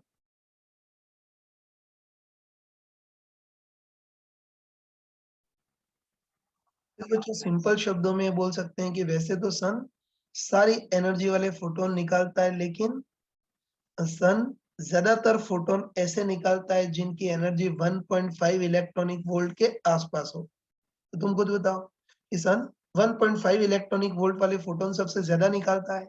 इसीलिए, है ना, इसीलिए सोलर सेल बनाने के लिए हम ऐसे सेमीकंडक्टर का यूज करते हैं जिसका फॉरबिडन एनर्जी गैप 1.5 वोल्ट से थोड़ा कम हो। और कि तुम बताओ कि सेमीकंडक्टर का फॉरबिडन एनर्जी गैप 1.5 वोल्ट से थोड़ा कम हो, तो ज्यादातर जो फोटोन है उनकी एनर्जी फॉरबिडन एनर्जी गैप से ज्यादा होगी।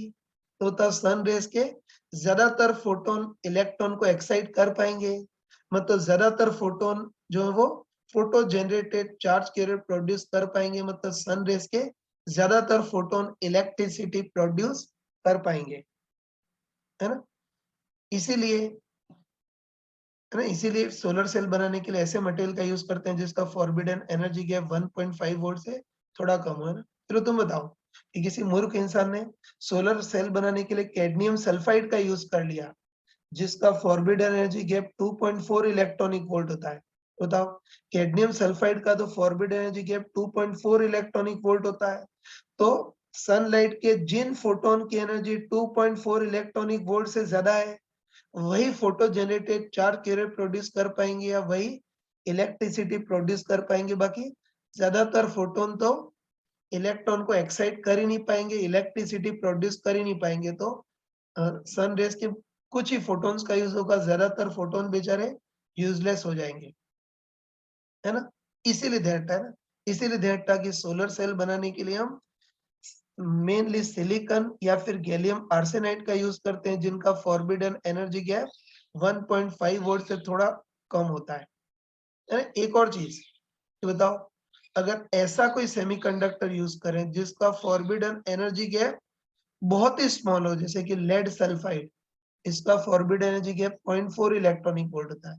तो कई मूर्ख लोग सोचते हैं कि लेड सल्फाइड जैसे मटेरियल का यूज करें जिसका फॉरबिडन एनर्जी गैप बहुत ही कम होता है, तब तो लगभग सन रेज के सारे फोटोन इलेक्ट्रॉन को एक्साइट कर पाएंगे और ज्यादा इलेक्ट्रिसिटी प्रोड्यूस होगी, ऐसा सोचते हैं। लेकिन इसमें एक चक्कर है, तो ध्यान रखना इलेक्ट्रिकल, है ना, ध्यान रखना कि इलेक्ट्रिकल इंजीनियरिंग में पढ़ोगे कि लेड साइड सल्फाइड जैसा किसी मटेरियल को सिलेक्ट करें जिसका फॉरबिड एनर्जी गैप बहुत ही कम हो, तो उसमें एक नई प्रॉब्लम क्रिएट होती है कि उस केस में तुम जितनी भी सनलाइट गिराओगे, ज्यादातर सनलाइट इसकी टॉप लेयर में एब्जॉर्ब हो जाएगी। डायग्राम पढ़ा था ना हमने, ध्यान था कि किसी डेढ़ बुद्धि ने लेड सल्फाइड जैसे मटेरियल का यूज कर दिया जिसका फॉरबिड एनर्जी गैप बहुत ही कम है, 0.4 इलेक्ट्रॉनिक वोल्ट है।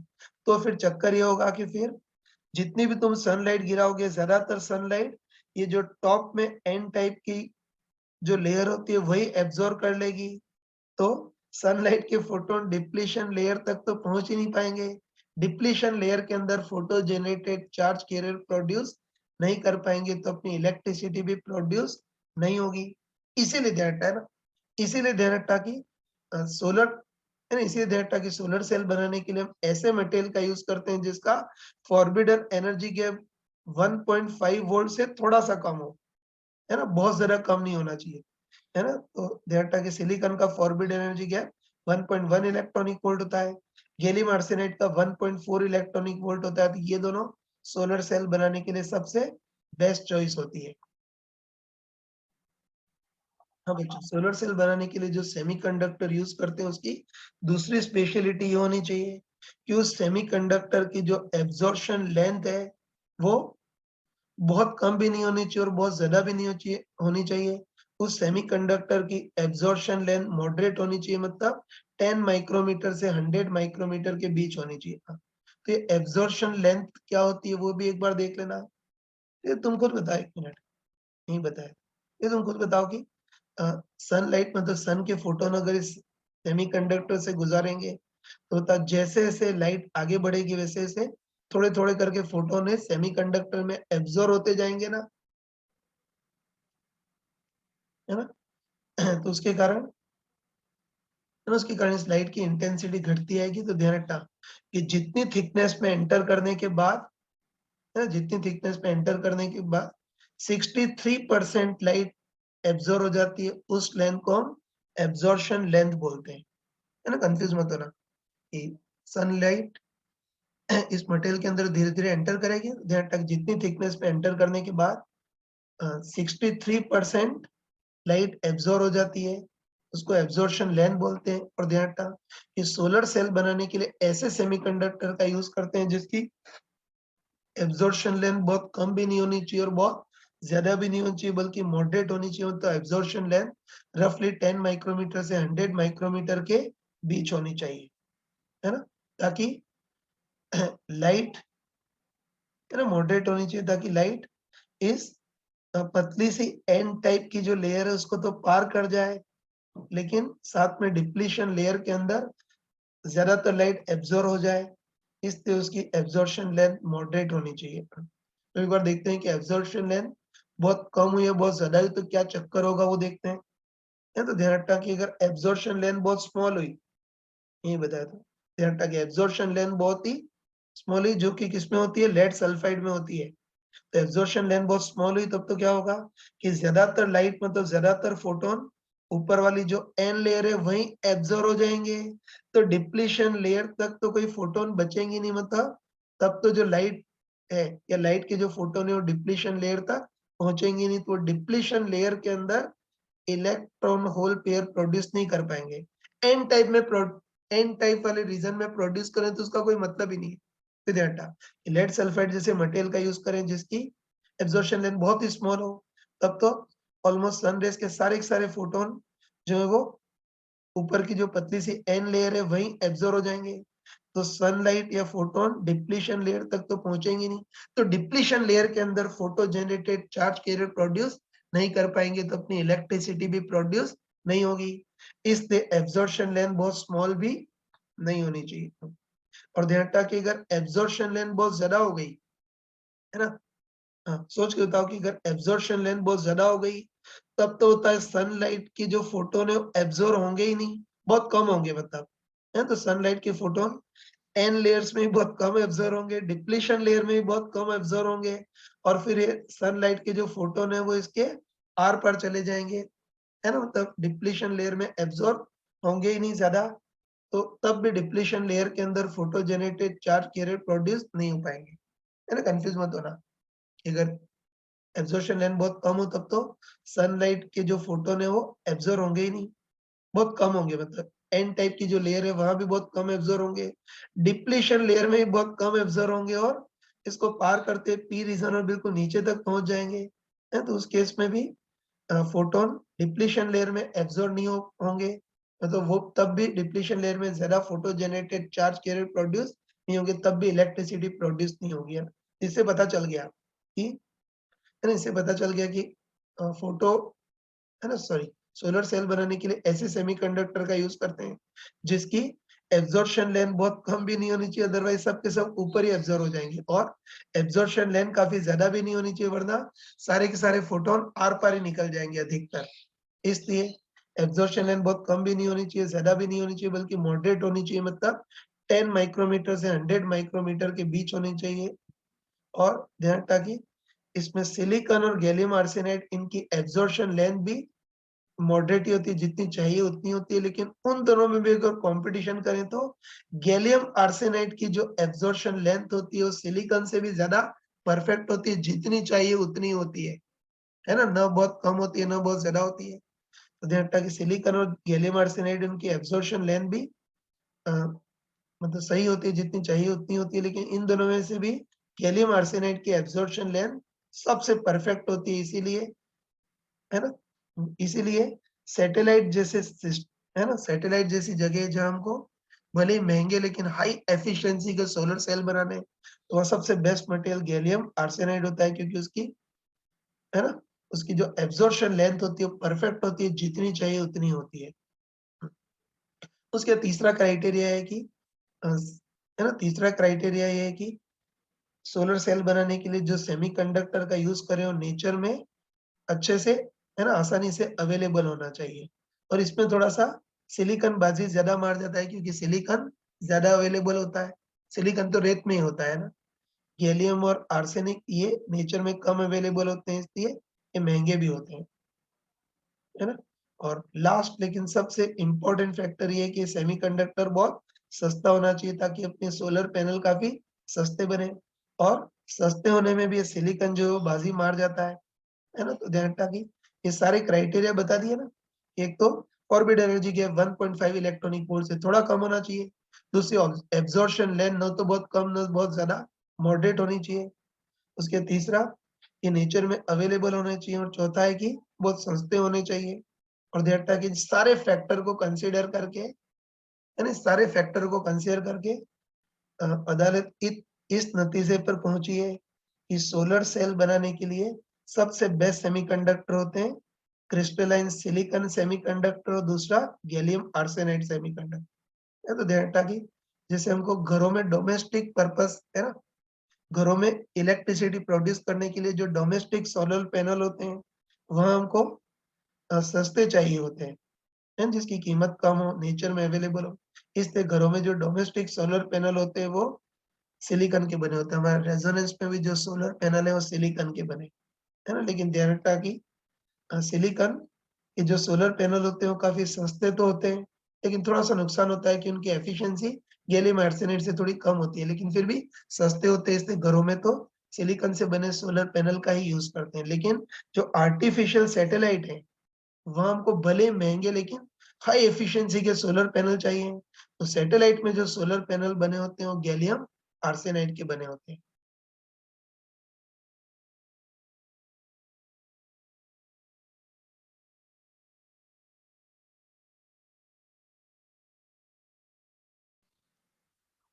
चलो बच्चों, अब हम तीसरा ऑप्टो इलेक्ट्रॉनिक डिवाइस पढ़ते हैं, that is light emitting diode या एलईडी, इसको पढ़ते हैं।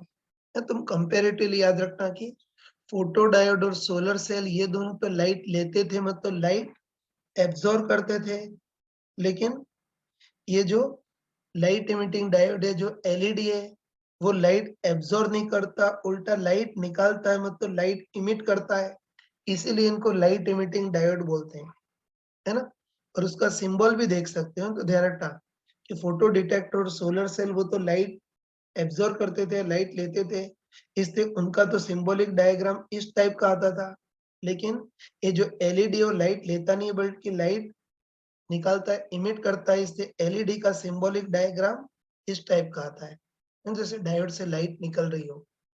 चलो एक बार थोड़ा डिटेल में पढ़ते हैं ना, एक बार डिटेल में पढ़ते हैं कि ये एलईडी कैसे वर्क करता है, मतलब ये विजिबल लाइट कैसे निकालता है वो देखते हैं, है ना? तो अच्छे ध्यान रखना तुम अच्छे ध्यान रखना कि एलईडी भी नॉर्मल टाइप के पीएन जंक्शन डायोड ही होते हैं, बस इनमें दो स्पेशलिटी होती है।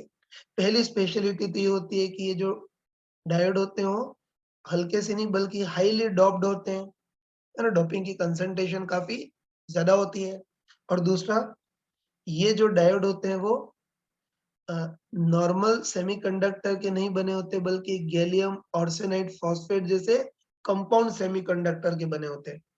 तो ध्यान रखना, एलईडी पीएन जंक्शन डायोड तो होते हैं, लेकिन एक तो ये हाईली डोप्ड होते हैं और दूसरा ये सिलिकॉन या जर्मेनियम जैसे एलिमेंट्री सेमीकंडक्टर के नहीं बने होते हैं, बल्कि गैलियम आर्सेनाइड फॉस्फेट जैसे कंपाउंड सेमीकंडक्टर के बने होते हैं, है ना? ऐसे ही मटेरियल के क्यों बने होते हैं उसको हम आगे देखेंगे, लेकिन ध्यान रखना है ना, थोड़ी देर के लिए ध्यान रखना कि ये एलईडी जो होते हैं वो पीएन जंक्शन डायोड ही होते हैं, बस एक तो हाईली डोप्ड होते हैं और एक ये गैलियम आर्सेनाइड फॉस्फेट जैसे कंपाउंड सेमीकंडक्टर के बने होते हैं ना।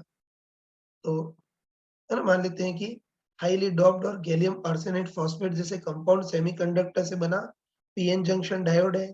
मुझे कहने की जरूरत नहीं कि पी रीजन में बहुत सारे होल्स होते हैं, एन रीजन में बहुत सारे इलेक्ट्रॉन्स होते हैं, लेकिन डिप्लीशन लेयर का इलेक्ट्रिक फील्ड इनको इफेक्टिव मिक्स होने से रोकता है। उसके बाद एक और चीज ध्यान रखना, light emitting diode in special semiconductor से बने डायोड तो होते हैं, लेकिन दूसरी एक और मेन चीज ध्यान रखना कि इसमें बैटरी को फॉरवर्ड बायस में लगाते हैं, मतलब पी के साथ बैटरी का पॉजिटिव सिरा और एन के साथ बैटरी का नेगेटिव सिरा।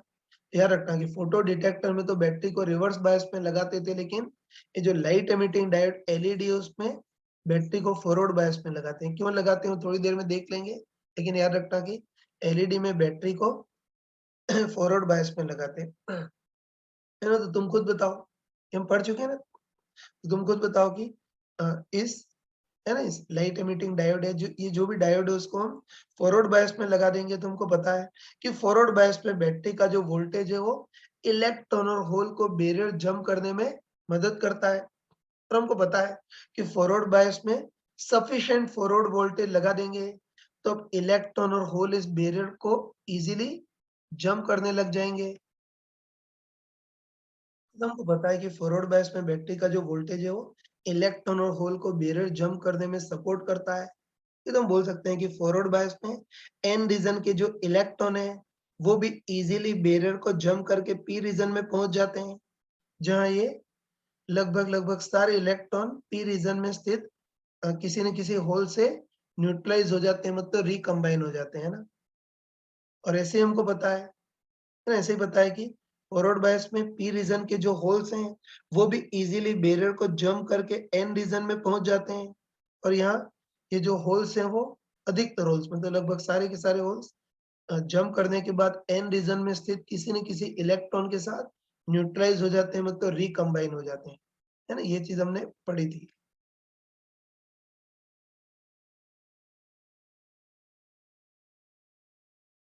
इस क्वेश्चन सिंपल शब्दों में बोल सकते हैं कि डायोड के साथ बैटरी को फॉरवर्ड बायस में लगाएं तो इलेक्ट्रॉन और होल बैरियर को इजीली जंप कर जाते हैं। और ये पता है कि इलेक्ट्रॉन बैरियर को जंप करके पी रीजन में किसी न किसी होल के साथ शहीद हो जाएंगे, मतलब होल के साथ न्यूट्रलाइज हो जाएंगे। और जो होल्स हैं वो भी बैरियर को इजीली जंप कर जाएंगे और जंप करके एन रीजन में किसी न किसी इलेक्ट्रॉन के साथ रिकम्बाइन हो जाएंगे। और ये भी पता है कि फॉरवर्ड बायस में रिकॉम्बिनेशन बहुत ही ज्यादा होता है। और सबसे इंटरेस्टिंग चीज है ना, सबसे इंटरेस्टिंग चीज ये है कि कभी भी इलेक्ट्रॉन और होल न्यूट्रलाइज होते हैं तो रिकम्बाइन होते हैं, तो इस प्रोसेस में फॉरबिडन एनर्जी गैप के बराबर एनर्जी रिलीज होती है, जो कि फोटोन की फॉर्म में निकलती है ना। तो ध्यान रखना कि कभी भी इलेक्ट्रॉन होल मिक्स होते हैं, मतलब रिकम्बाइन होते हैं, तो इस प्रोसेस में फॉरबिडन एनर्जी गैप के बराबर एनर्जी रिलीज होती है, जो कि लाइट या फोटोन की फॉर्म में निकलती है। तो चलो एक बार देखते हैं कि इलेक्ट्रॉन और होल अगर रिकम्बाइन हो तो इसमें एनर्जी कैसे रिलीज होती है वो देखते हैं। ये तो पहले ही पढ़ चुके हैं ना, इस चैप्टर के स्टार्टिंग में पढ़ चुके हैं कि सेमीकंडक्टर में जितने भी फ्री इलेक्ट्रॉन्स होते हैं वो तो कंडक्शन बैंड में रहते हैं, और जितने भी होल्स होते हैं वो वैलेंस बैंड में रहते हैं। तो तुम खुद बताओ ना, तुमको बताओ कि किसी भी फ्री इलेक्ट्रॉन को अगर होल के साथ मिलन करना है या होल के साथ कंबाइन होना है, तो उसके लिए उस इलेक्ट्रॉन को कंडक्शन बैंड से वैलेंस बैंड में नीचे गिरना होगा। कह सकते हैं ना वही कि इलेक्ट्रॉन कंडक्शन बैंड में रहते हैं और होल्स वैलेंस बैंड में रहते हैं। तो किसी भी इलेक्ट्रॉन को अगर होल के साथ मिलना है, मतलब कंबाइन होना है, तो उसके लिए उस इलेक्ट्रॉन को कंडक्शन बैंड से वैलेंस बैंड में नीचे गिरना होगा। और बताओ, इलेक्ट्रॉन जब कंडक्शन बैंड से वैलेंस बैंड में नीचे गिरेगा तो फॉरबिडन एनर्जी गैप के बराबर एनर्जी रिलीज होगी, जो कि फोटोन की फॉर्म में निकलेगी, है ना। ये बच्चों, फॉरवर्ड बायस में रिकॉम्बिनेशन बहुत ज्यादा होता है, तो पहले भी पढ़ा था, लेकिन नई चीज ये पढ़ी कि कभी भी इलेक्ट्रॉन और होल रिकम्बाइन होते हैं, तो द इलेक्ट्रॉन को होल के साथ रिकम्बाइन होने के लिए इलेक्ट्रॉन को कंडक्शन बैंड से वैलेंस बैंड में नीचे गिरना होगा। तो इलेक्ट्रॉन जब नीचे गिरेगा तो फॉरबिडन एनर्जी गैप के बराबर एनर्जी रिलीज होगी, जो कि फोटोन की फॉर्म में निकलेगी, है ना, मतलब लाइट की फॉर्म में निकलेगी। तो इस टाइप से हम बोल सकते हैं कि रिकॉम्बिनेशन के कारण फॉरबिडन एनर्जी गैप के बराबर एनर्जी के फोटोन निकलते हैं, मतलब लाइट निकलती है। तो हम बोल सकते हैं कि रिकॉम्बिनेशन के कारण ही ये जो डायोड है वो लाइट निकालेगा, तो लाइट इमिट करेगा, इसीलिए इसको लाइट इमिटिंग डायोड बोलते हैं। देखो बच्चों के दिमाग में क्वेश्चन आता है कि ये एलईडी में इस स्पेशल टाइप के डायोड को फॉरवर्ड बायस में क्यों लगाते हैं, रिवर्स बायस में क्यों नहीं लगाते हैं। तो अब राइट टाइम है, अब इसका आंसर दे सकते हैं ना। तो हमको पता है ना, हमको पता है कि रिवर्स बायस में तो रिकॉम्बिनेशन ज्यादा नहीं होता, बहुत ही कम होता है। तो हमको पता है कि रिवर्स बायस में रिकॉम्बिनेशन बहुत कम होता है।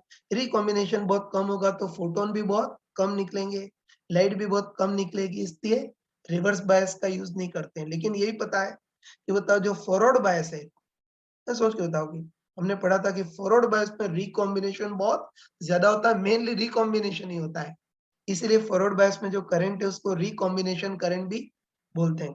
हमको पता है कि डायोड को अगर फॉरवर्ड बायस में लगाएं तो फॉरवर्ड बायस में रिकॉम्बिनेशन बहुत ज्यादा होगा, तो रिकॉम्बिनेशन बहुत ज्यादा होगा तो जो फोटोन निकलेंगे वो भी ज्यादा निकलेंगे, वो तो ज्यादा रेट से निकलेंगे, और फोटोन या लाइट ज्यादा रेट से निकलेगी तो अब जो लाइट है उसकी इंटेंसिटी भी ज्यादा होगी।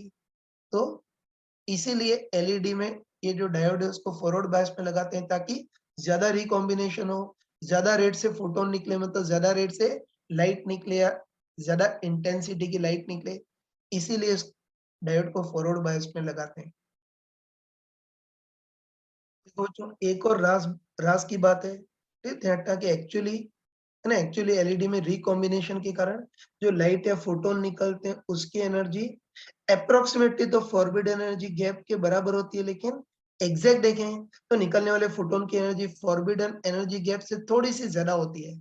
तो तुम यही डायग्राम से ही देख सकते हो ना कि बताओ फॉरबिडन एनर्जी गैप तो ये वाला गैप होता है, मतलब वैलेंस बैंड की हाईएस्ट एनर्जी और कंडक्शन बैंड की लोएस्ट एनर्जी के बीच जो गैप होता है उसको फॉरबिडन एनर्जी गैप बोलते हैं। लेकिन वास्तव में इलेक्ट्रॉन कंडक्शन बैंड में होते हैं, तो इलेक्ट्रॉन की जो एनर्जी है वो इस कंडक्शन बैंड की दीवार से थोड़ी सी ज्यादा होगी, और होल्स वैलेंस बैंड में रहते हैं तो होल्स की जो एनर्जी है वो वैलेंस बैंड की दीवार से थोड़ी सी कम होगी।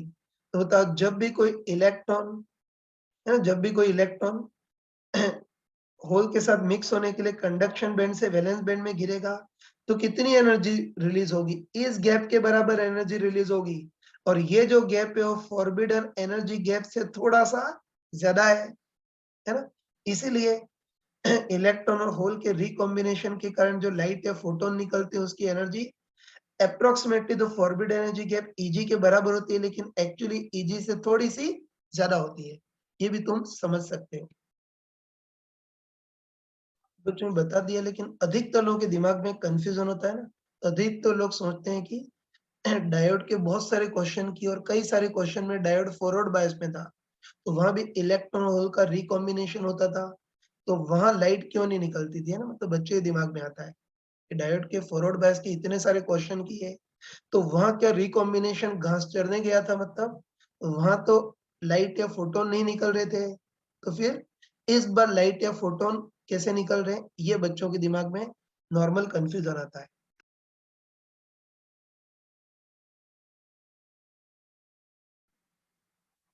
तो बच्चों ध्यान रखना कि ये राज मैंने जानबूझ करके छुपा कर रखा था, लेकिन अब राइट टाइम है, अब इस चीज को देख सकते हैं ना, तो तुम मान के चलना है ना। तो मान के चलना कि अभी तक हमने डायोड में फॉरवर्ड बायस के जितने भी केस लिए थे, तो मान के चलना कि फॉरवर्ड बायस के हर केस में इलेक्ट्रॉन और होल का रिकॉम्बिनेशन जरूर होता था, और इलेक्ट्रॉन और होल का रिकॉम्बिनेशन होता था तो फॉरबिडन गैप, है ना, फॉरबिडन एनर्जी गैप के बराबर एनर्जी के फोटोन या लाइट निकलती थी।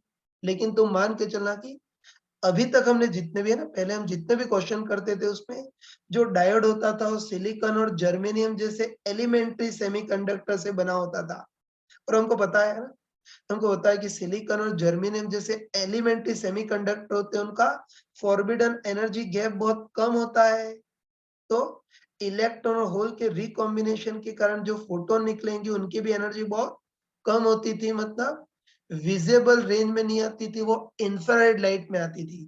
तो ध्यान रखना कि बाकी जो, है ना, इसके पहले हमने जितने भी केस लिए हैं उसमें भी फॉरवर्ड बायस में इलेक्ट्रॉन होल का रिकॉम्बिनेशन होता था, उसमें भी रिकॉम्बिनेशन के कारण फोटोन निकलते थे, लेकिन वो फोटोन विजिबल लाइट नहीं बल्कि इंफ्रारेड लाइट के थे, इसलिए फोटोन निकलते तो थे लेकिन हमको दिखते नहीं थे। जैसे कि सिलिकॉन की बात करें तो हमको, जैसे सिलिकॉन की बात करें तो हमको पता है कि सिलिकॉन का forbidden energy gap 1.1 electronic volt होता है। तो बताओ, सिलिकॉन से बना हुआ अगर डायोड, है ना, सिलिकॉन से बना हुआ डायोड हो, तो उसमें रिकॉम्बिनेशन के कारण जो फोटोन निकलेंगे वो 1.1 इलेक्ट्रॉनिक वोल्ट इतनी एनर्जी के होंगे, ये भी इंफ्रारेड लाइट के फोटोन होंगे। और ऐसे बताओ डायोड जर्मेनियम का बना हो तो जर्मेनियम में forbidden energy gap 0.7 electronic volt होता है। तो जर्मेनियम से बना हुआ अगर कोई डायोड होगा, तो उसमें रिकॉम्बिनेशन के कारण जो फोटोन निकलेंगे अप्रोक्सीमेटली 0.7 इलेक्ट्रॉनिक वोल्ट के होंगे, तो ये भी विजिबल लाइट के नहीं होंगे बल्कि इंफ्रारेड लाइट के फोटोन होंगे, है ना। तो मान के चलना, है ना, बोलने की जरूरत है, तो मान के चलना कि अभी तक हमने फॉरवर्ड बायस के जितने भी क्वेश्चन किए थे, हर क्वेश्चन में रिकॉम्बिनेशन होता था, और रिकॉम्बिनेशन के कारण हर क्वेश्चन में फोटोन निकलते थे, लेकिन सिलिकॉन और जर्मेनियम सेमीकंडक्टर का यूज करते थे, इससे फोटोन कम एनर्जी वाले होते थे, मतलब विजिबल लाइट नहीं इंफ्रारेड लाइट के होते थे, तो फोटोन निकलते तो थे लेकिन विजिबल नहीं इंफ्रारेड लाइट के थे, इससे हमको दिखते नहीं थे। लेकिन ध्यान रखना है ना, लेकिन ध्यान रखना कि सिलिकॉन या, है ना, कि ध्यान रखना कि जो लाइट एमिटिंग डायोड होते हैं, लाइट एमिटिंग डायोड होते हैं, वो सिलिकॉन या जर्मेनियम जैसे एलिमेंट्री सेमीकंडक्टर के नहीं बने होते हैं बल्कि गैलियम आर्सेनाइड फॉस्फेट जैसे कंपाउंड सेमीकंडक्टर के बने होते हैं। और ध्यान रखना कि गैलियम आर्सेनाइड फॉस्फेट जैसे कंपाउंड सेमीकंडक्टर जो होते हैं उनका फॉरबिडन एनर्जी गैप ज्यादा होता है, तो उसमें इलेक्ट्रॉन और होल रिकम्बाइन होंगे, तो जो फोटोन निकलेंगे उनकी एनर्जी भी ज्यादा होगी, मतलब एनर्जी विजिबल लाइट में आएगी, तो इसमें जो फोटोन निकलते हैं वो हमको क्लियरली दिखते हैं।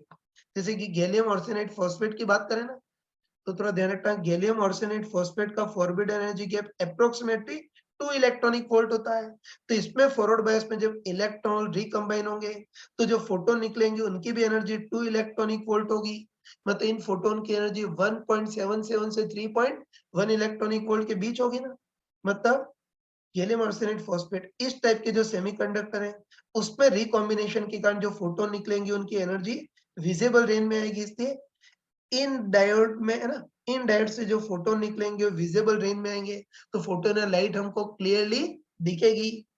तो इसी कारण से, है ना, इसी कारण से लाइट एलईडी जो होता है उसमें सिलिकॉन जर्मेनियम जैसे एलिमेंट्री सेमीकंडक्टर का यूज नहीं करते हैं बल्कि गैलियम आर्सेनाइड फॉस्फेट जैसे कंपाउंड सेमीकंडक्टर का यूज करते हैं। बच्चों इस टाइप से हम बोल सकते हैं कि अलग अलग फॉरबिडन एनर्जी गैप वाले मटेरियल के अगर डायोड यूज करें तो उससे हम अलग अलग कलर के लाइट निकालने वाली एलईडी बना सकते हैं। जैसे कुछ एग्जांपल दे रखे हैं, इनको याद नहीं रखना है, जस्ट इंफॉर्मेशन के लिए ना। तो ध्यान रखना कि है ना, अच्छे ध्यान रखना कि जैसे कि गैलियम आर्सेनाइड 0.6 फॉस्फेट 0.4 है ना, ये जो स्पेशल सेमीकंडक्टर है इसका forbidden energy gap 1.8 electronic volt के आसपास होता है ना। बताओ 1.8 इलेक्ट्रॉनिक वोल्ट किस लाइट के फोटोन की एनर्जी? रेड लाइट की है। तो ध्यान रखना कि गैलियम आर्सेनाइड 0.6 फॉस्फोरस 0.4 है ना, इस मटेरियल से बना है ना, सॉरी, इस मटेरियल का forbidden energy gap 1.8 electronic volt होता है। तो होता है एलईडी में इस मटेरियल का डायोड यूज करें तो जो फोटोन निकलेंगे वो भी अप्रोक्सीमेटली 1.8 इलेक्ट्रॉनिक वोल्ट वाले फोटोन निकलेंगे। और इतनी एनर्जी वाले फोटोन एक्चुअली रेड कलर के होते हैं, वो तुमने मॉडर्न फिजिक्स में पढ़ा होगा, है ना। ऐसे ही बताओ कि एक और मटेरियल है एल्यूमिनियम गैलियम फॉस्फेट, ये भी एक और मटेरियल है। तो इसका फॉरबिडन एनर्जी गैप जो होता है वो अप्रोक्सीमेटली कुछ 2.8 इलेक्ट्रॉनिक वोल्ट के आसपास होता है, जो ग्रीन कलर के कॉरेस्पॉन्डिंग होता है। तो बताओ है ना, इस मटेरियल से बना अगर डायोड यूज करेंगे, इस मटेरियल से बना एलईडी यूज करेंगे तो वो 2.8 इलेक्ट्रॉनिक वोल्ट इतनी एनर्जी वाले फोटोन निकालेगा, जो कि ग्रीन कलर की एनर्जी होती है। तो ग्रीन कलर की लाइट निकालेगा तो ग्रीन कलर की लाइट निकालने वाला एलईडी बन जाएगा। और ऐसे ही इंडियम गैलियम नाइट्राइड है ना, ये सेमीकंडक्टर, इसका forbidden energy gap almost 3 electronic volt के आसपास होता है, जो कि ब्लू के कॉरेस्पॉन्डिंग होता है। तो इस सेमीकंडक्टर से बना अगर डायोड यूज करें तो इससे जो फोटोन निकलेंगे ऑलमोस्ट 3 इलेक्ट्रॉनिक वोल्ट के होंगे, जो कि ब्लू लाइट के होते हैं। तो इस सेमीकंडक्टर से बना जो एलईडी है वो ब्लू लाइट निकालने वाला एलईडी होगा। ये कोई डेटा याद नहीं रखने, जस्ट इंफॉर्मेशन के फॉर्म में। बस 10 बातों की एक ही बात बोल सकते हैं कि अलग अलग फॉरबिडन एनर्जी गैप वाले डायोड यूज करें तो उससे हम अलग अलग कलर की लाइट निकालने वाले एलईडी बना सकते हैं। तो थोड़ा सा जनरल नॉलेज के टाइप से एक और चीज ध्यान रखना कि 2010, ये ध्यान रखना कि 2010 है ना, इस साल के पहले तक तो लोग सिंगल कलर की लाइट निकालने वाले एलईडी का ही उस टाइम पे खोज हुई थी, है। तो 2010 के पहले तक तो सिंगल लाइट निकालने वाले एलईडी की उस टाइम पे खोज हुई थी। इस दिन एलईडी का कोई खास ज्यादा यूज नहीं होता था, टेस्टर डिस्प्ले उन्हीं छोटी मोटी चीजों में यूज होता था। लेकिन ध्यान रखना है ना, ध्यान रखना कि सन 2010 के आसपास, सन 2010 के आसपास जापानीज साइंटिस्ट था शोजी नाकामुरा, तो इस साइंटिस्ट ने व्हाइट लाइट निकालने वाले एलईडी की खोज की, 2010 के आसपास। ये जो जापानी साइंटिस्ट था शोजी नाकामुरा, इसने व्हाइट लाइट निकालने वाले एलईडी की खोज की। और ध्यान रखना कि व्हाइट लाइट निकालने वाले एलईडी की खोज की तो उसका प्रैक्टिकली बहुत ज्यादा यूज होने लगा। ठीक, तो ध्यान रखना कि 2010 के पहले तक तो है ना, 2010 के पहले तक तो इनकैंडेसेंट ट्यूबलाइट का यूज होता था, पता होगा पुराने जमाने की, है ना। तो सन 2010 के पहले तक तो ज्यादातर घरों में लाइट के लिए, सॉरी, 2010 के पहले तो घरों में व्हाइट लाइट के लिए इनकैंडेसेंट ट्यूबलाइट का यूज होता था। लेकिन 2010 के बाद ट्यूबलाइट की जगह लोग घरों में व्हाइट लाइट के लिए एलईडी का यूज करने लग गए, और एलईडी ने ये ट्यूबलाइट को बिल्कुल रिप्लेस कर दिया, मतलब ट्यूबलाइट को बिल्कुल आउट ऑफ डेटेड कर दिया है ना। ध्यान रखा कि जो पहले लाइट के लिए जो ट्यूबलाइट यूज करते थे वो ज्यादा इलेक्ट्रिसिटी कंज्यूम करती थी, लेकिन अब ये व्हाइट लाइट की जो एलईडी है वो कम इलेक्ट्रिसिटी कंज्यूम करते हैं, ट्यूबलाइट के कंपैरिजन में ऑलमोस्ट 1/4 इलेक्ट्रिसिटी कंज्यूम करते हैं एलईडी।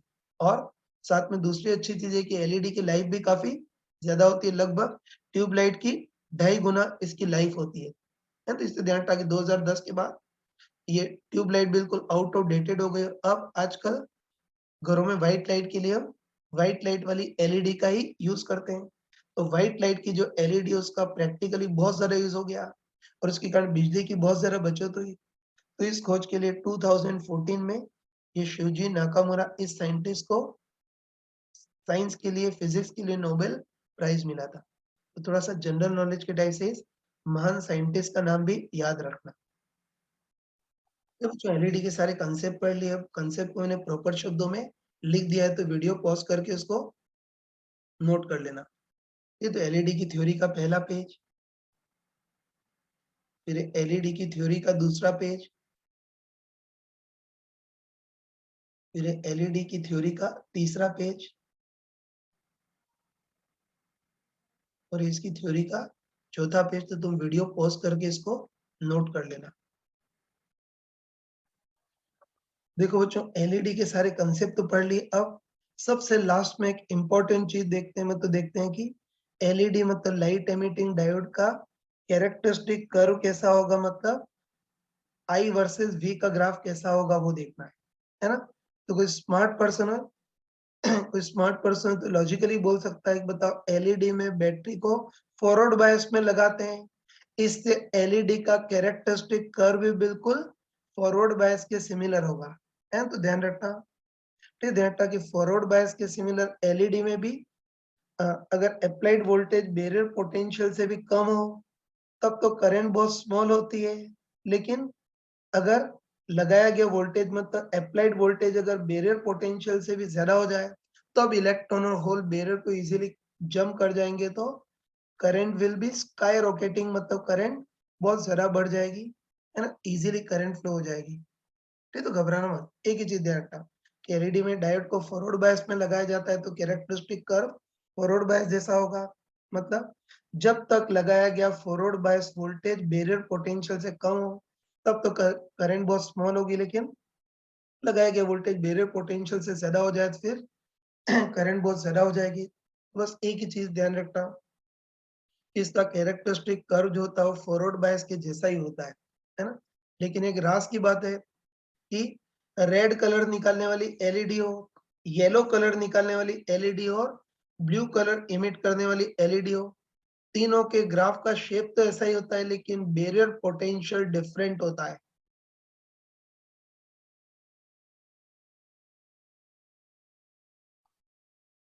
इस बच्चों ध्यान रखना कि चाहे रेड एलईडी हो, येलो एलईडी हो या फिर ब्लू लाइट निकालने वाली एलईडी हो, तीनों के कैरेक्टरिस्टिक कर्व का शेप तो एक जैसा ही होता है, मतलब फॉरवर्ड बायस के जैसा ही होता है, लेकिन ध्यान रखना कि रेड एलईडी, येलो एलईडी और ब्लू एलईडी का बैरियर पोटेंशियल डिफरेंट होता है, तो उसके अकॉर्डिंग ग्राफ भी थोड़ा सा डिफरेंट होगा, है ना। और ध्यान रखना कि ये चीज तुम इलेक्ट्रिकल इंजीनियरिंग में पढ़ोगे, चिंता मत करना, थोड़ी देर बाद मैं इसको डिटेल में ही बताऊंगा, लेकिन है ना लेकिन अभी है ना थोड़ा ध्यान रख लेना है ना। तो अच्छे ध्यान रखना कि इलेक्ट्रिकल इंजीनियरिंग के अकॉर्डिंग जिस सेमीकंडक्टर का फॉरबिडन एनर्जी गैप ज्यादा होता है उसका अगर डायोड बनाओगे तो उसका बैरियर पोटेंशियल भी ज्यादा होता है। तो कई लोग तो फॉरबिडन एनर्जी गैप और बैरियर पोटेंशियल को अलग अलग समझते हैं, लेकिन इलेक्ट्रिकल इंजीनियरिंग में तुम पढ़ोगे कि बैरियर पोटेंशियल और फॉरबिडन एनर्जी गैप भी भाई भाई आपस में रिलेटेड है। तो थोड़ी देर के लिए ध्यान रख लेना कि इलेक्ट्रिकल इंजीनियरिंग के अकॉर्डिंग जिस सेमीकंडक्टर का फॉरबिडन एनर्जी गैप ज्यादा होता है उसका अगर डायोड बनाओगे तो उसका बैरियर पोटेंशियल भी ज्यादा होगा। ठीक है, चलो पहले मान लेते हैं कि हम रेड लाइट निकालने वाली एलईडी बनाना चाहते हैं, तो हमको पता है कि रेड का वेवलेंथ 700 नैनोमीटर, तो रेड लाइट की एक फोटोन की एनर्जी hc/लैम्डा करेंगे तो 1.8 इलेक्ट्रॉनिक वोल्ट, है ना।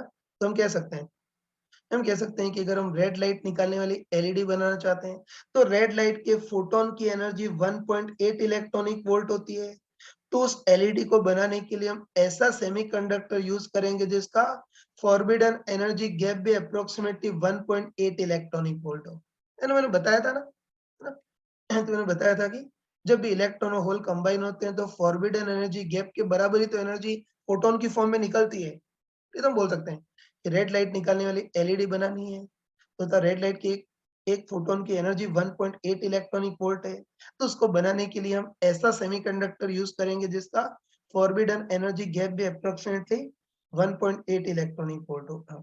अब ये भी तुमको पता है ना, ये भी तुमको पता होगा कि विजिबल लाइट के जितने भी कलर होते हैं, है ना, बताओ कि विजिबल लाइट के जितने भी कलर होते हैं उसमें रेड लाइट का वेवलेंथ सबसे ज्यादा होता है, तो रेड लाइट के फोटोन की एनर्जी सबसे कम होती है। और बताओ रेड लाइट के फोटोन की एनर्जी सबसे कम होती है, तो ऐसे कम एनर्जी वाले फोटोन निकालने के लिए जो एलईडी बनाएंगे, है ना, उसमें जो सेमीकंडक्टर यूज करेंगे उसका फॉरबिडन एनर्जी गैप भी कम होना चाहिए, है ना, ये बोल सकते हैं। क्योंकि होता है कि लाइट के सातों कलर में रेड लाइट की फोटोन की एनर्जी सबसे कम है, तो उस, है ना, उस एलईडी को जिस सेमीकंडक्टर से बनाएंगे उसका फॉरबिडन एनर्जी गैप भी कम होना चाहिए, और फॉरबिडन एनर्जी गैप कम होना चाहिए तो उस डायोड का बैरियर पोटेंशियल भी सबसे कम होना चाहिए। तो ध्यान रखना कि जो रेड एलईडी है उसका बैरियर पोटेंशियल सबसे कम होगा, है ना, तो जो नी पॉइंट है जहाँ ग्राफ सडनली इंक्रीज हो रहा है तो बैरियर पोटेंशियल काफी कम होना चाहिए। मेरे ख्याल से कंफ्यूजन नहीं होगा, है ना, बोल सकते हैं कि रेड लाइट निकालने वाली एलईडी है, तो बताओ रेड कलर के फोटोन की एनर्जी सबसे कम, तो फॉरबिडन एनर्जी गैप भी कम होना चाहिए, तो रेड एलईडी का बैरियर पोटेंशियल भी कम होना चाहिए, तो रेड एलईडी का कम होगा। येलो एलईडी का, है ना, येलो फोटोन की एनर्जी ज्यादा है तो फॉरबिडन एनर्जी गैप भी ज्यादा होगा, तो येलो एलईडी का बैरियर पोटेंशियल भी ज्यादा होगा। और अब वॉयलेट या ब्लू लाइट की बात करते हैं, दोनों ऑलमोस्ट सेम ही होते हैं ना। तो वॉयलेट या ब्लू लाइट की बात करते हैं तो हमको पता है कि लाइट के सातों कलर में से जो वॉयलेट या ब्लू लाइट है उसका वेवलेंथ सबसे कम, मतलब फोटोन की एनर्जी सबसे ज्यादा होती है ना। तो विजिबल लाइट के सातों कलर में से वॉयलेट या ब्लू लाइट जो है उसके फोटोन की एनर्जी सबसे ज्यादा होती है। तो ये एलईडी बनाने के लिए हम ऐसे सेमीकंडक्टर का यूज करेंगे जिसका फॉरबिडन एनर्जी गैप भी ज्यादा होना चाहिए।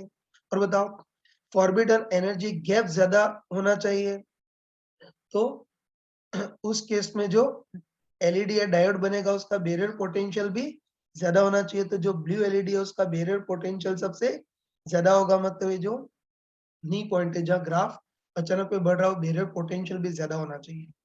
ठीक है, तो इस टाइप से इनके ग्राफ ऐसे आएंगे, जो अपनी बुक में नहीं लिखा होता है लेकिन एग्जाम में पूछा जाता है।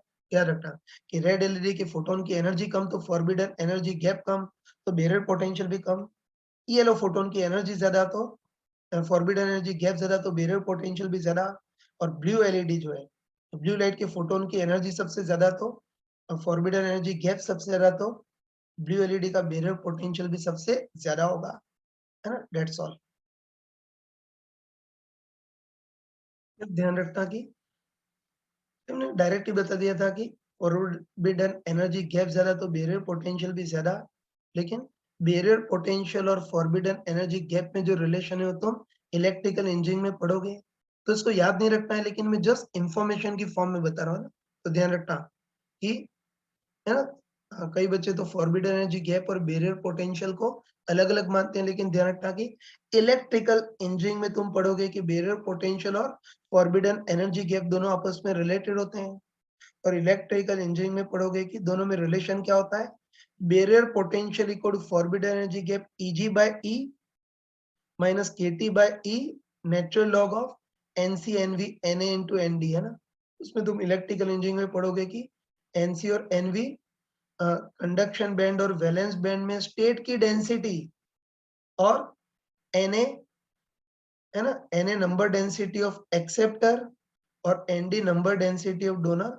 बाकी ध्यान रखना कि इलेक्ट्रिकल इंजीनियरिंग में पढ़ोगे कि जो सेकंड वाली टर्म है वो बहुत स्मॉल होती है, और सिलिकॉन के लिए ऑलमोस्ट 0.5 के आसपास होती है, और जर्मेनियम के लिए भी अप्रोक्सीमेटली इसी के आसपास होती है ना। बस अब सिलिकॉन डायोड से बना कोई, सॉरी, सिलिकॉन सेमीकंडक्टर से बना कोई डायोड है तो उसका बैरियर पोटेंशियल निकाल सकते हैं ना, बताओ। सिलिकॉन का forbidden energy gap 1.1 electronic volt open E minus, ये टर्म तो सारे डायोड के लिए ऑलमोस्ट सेम होती है, वो 0.5 के आसपास ही होती है।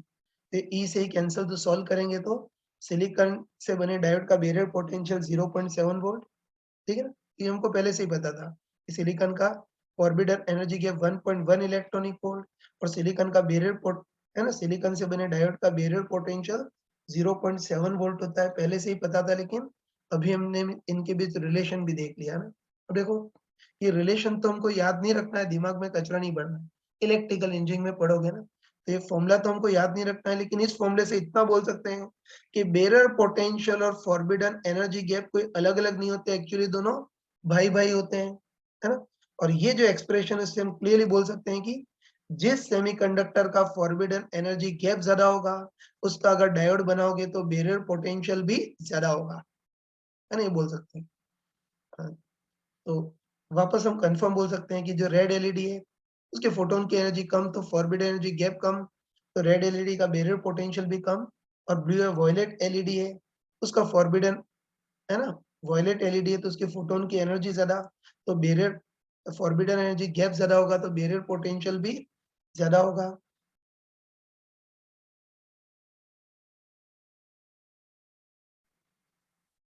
तो जो अभी हमने फोटो डायोड, सोलर सेल और एलईडी तीनों ऑप्टो इलेक्ट्रॉनिक डिवाइस पढ़ ली। अब देखो, अपने जेई मेंस में ज्यादा थ्योरेटिकल चीजें नहीं पूछता है, अपने जेई मेंस में ज्यादातर इन तीनों के कैरेक्टरिस्टिक कर्व पूछता है।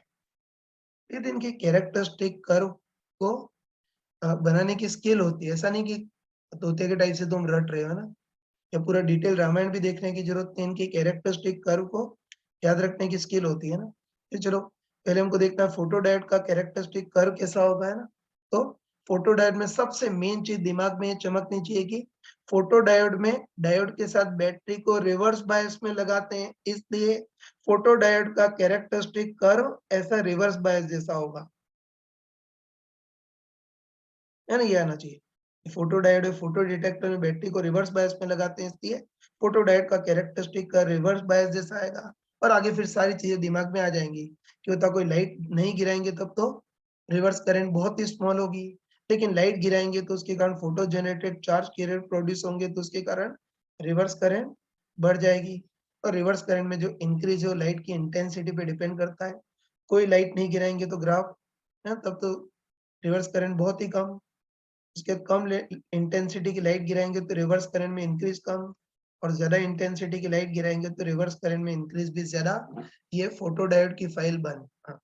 उसके बाद दूसरा सोलर सेल का कैरेक्टरिस्टिक कर्व पूछता है तो हमको पता है ना, हमको अच्छे पता है कि सोलर सेल में तो डायोड को न तो, है ना, सोलर सेल में डायोड को बैटरी के साथ न तो फॉरवर्ड बायस में लगाते हैं और न रिवर्स बायस में। सोलर सेल में तो डायोड खुद ही एक बैटरी के टाइप से काम करता है, और हमको पता है कि बताओ, जैसे बैटरी से करंट निकल रही हो तो उसके across potential difference E minus I R होता है, वैसे ही सोलर सेल भी एक बैटरी के टाइप से ही काम करता है, तो सोलर सेल के across potential difference E minus I R. तो आगे सारा चीज याद आ जाएगी कि बताओ, सोलर सेल से बहने वाली करंट जीरो तब तो इसके अक्रॉस पोटेंशियल डिफरेंस ईएमएफ के बराबर होता है।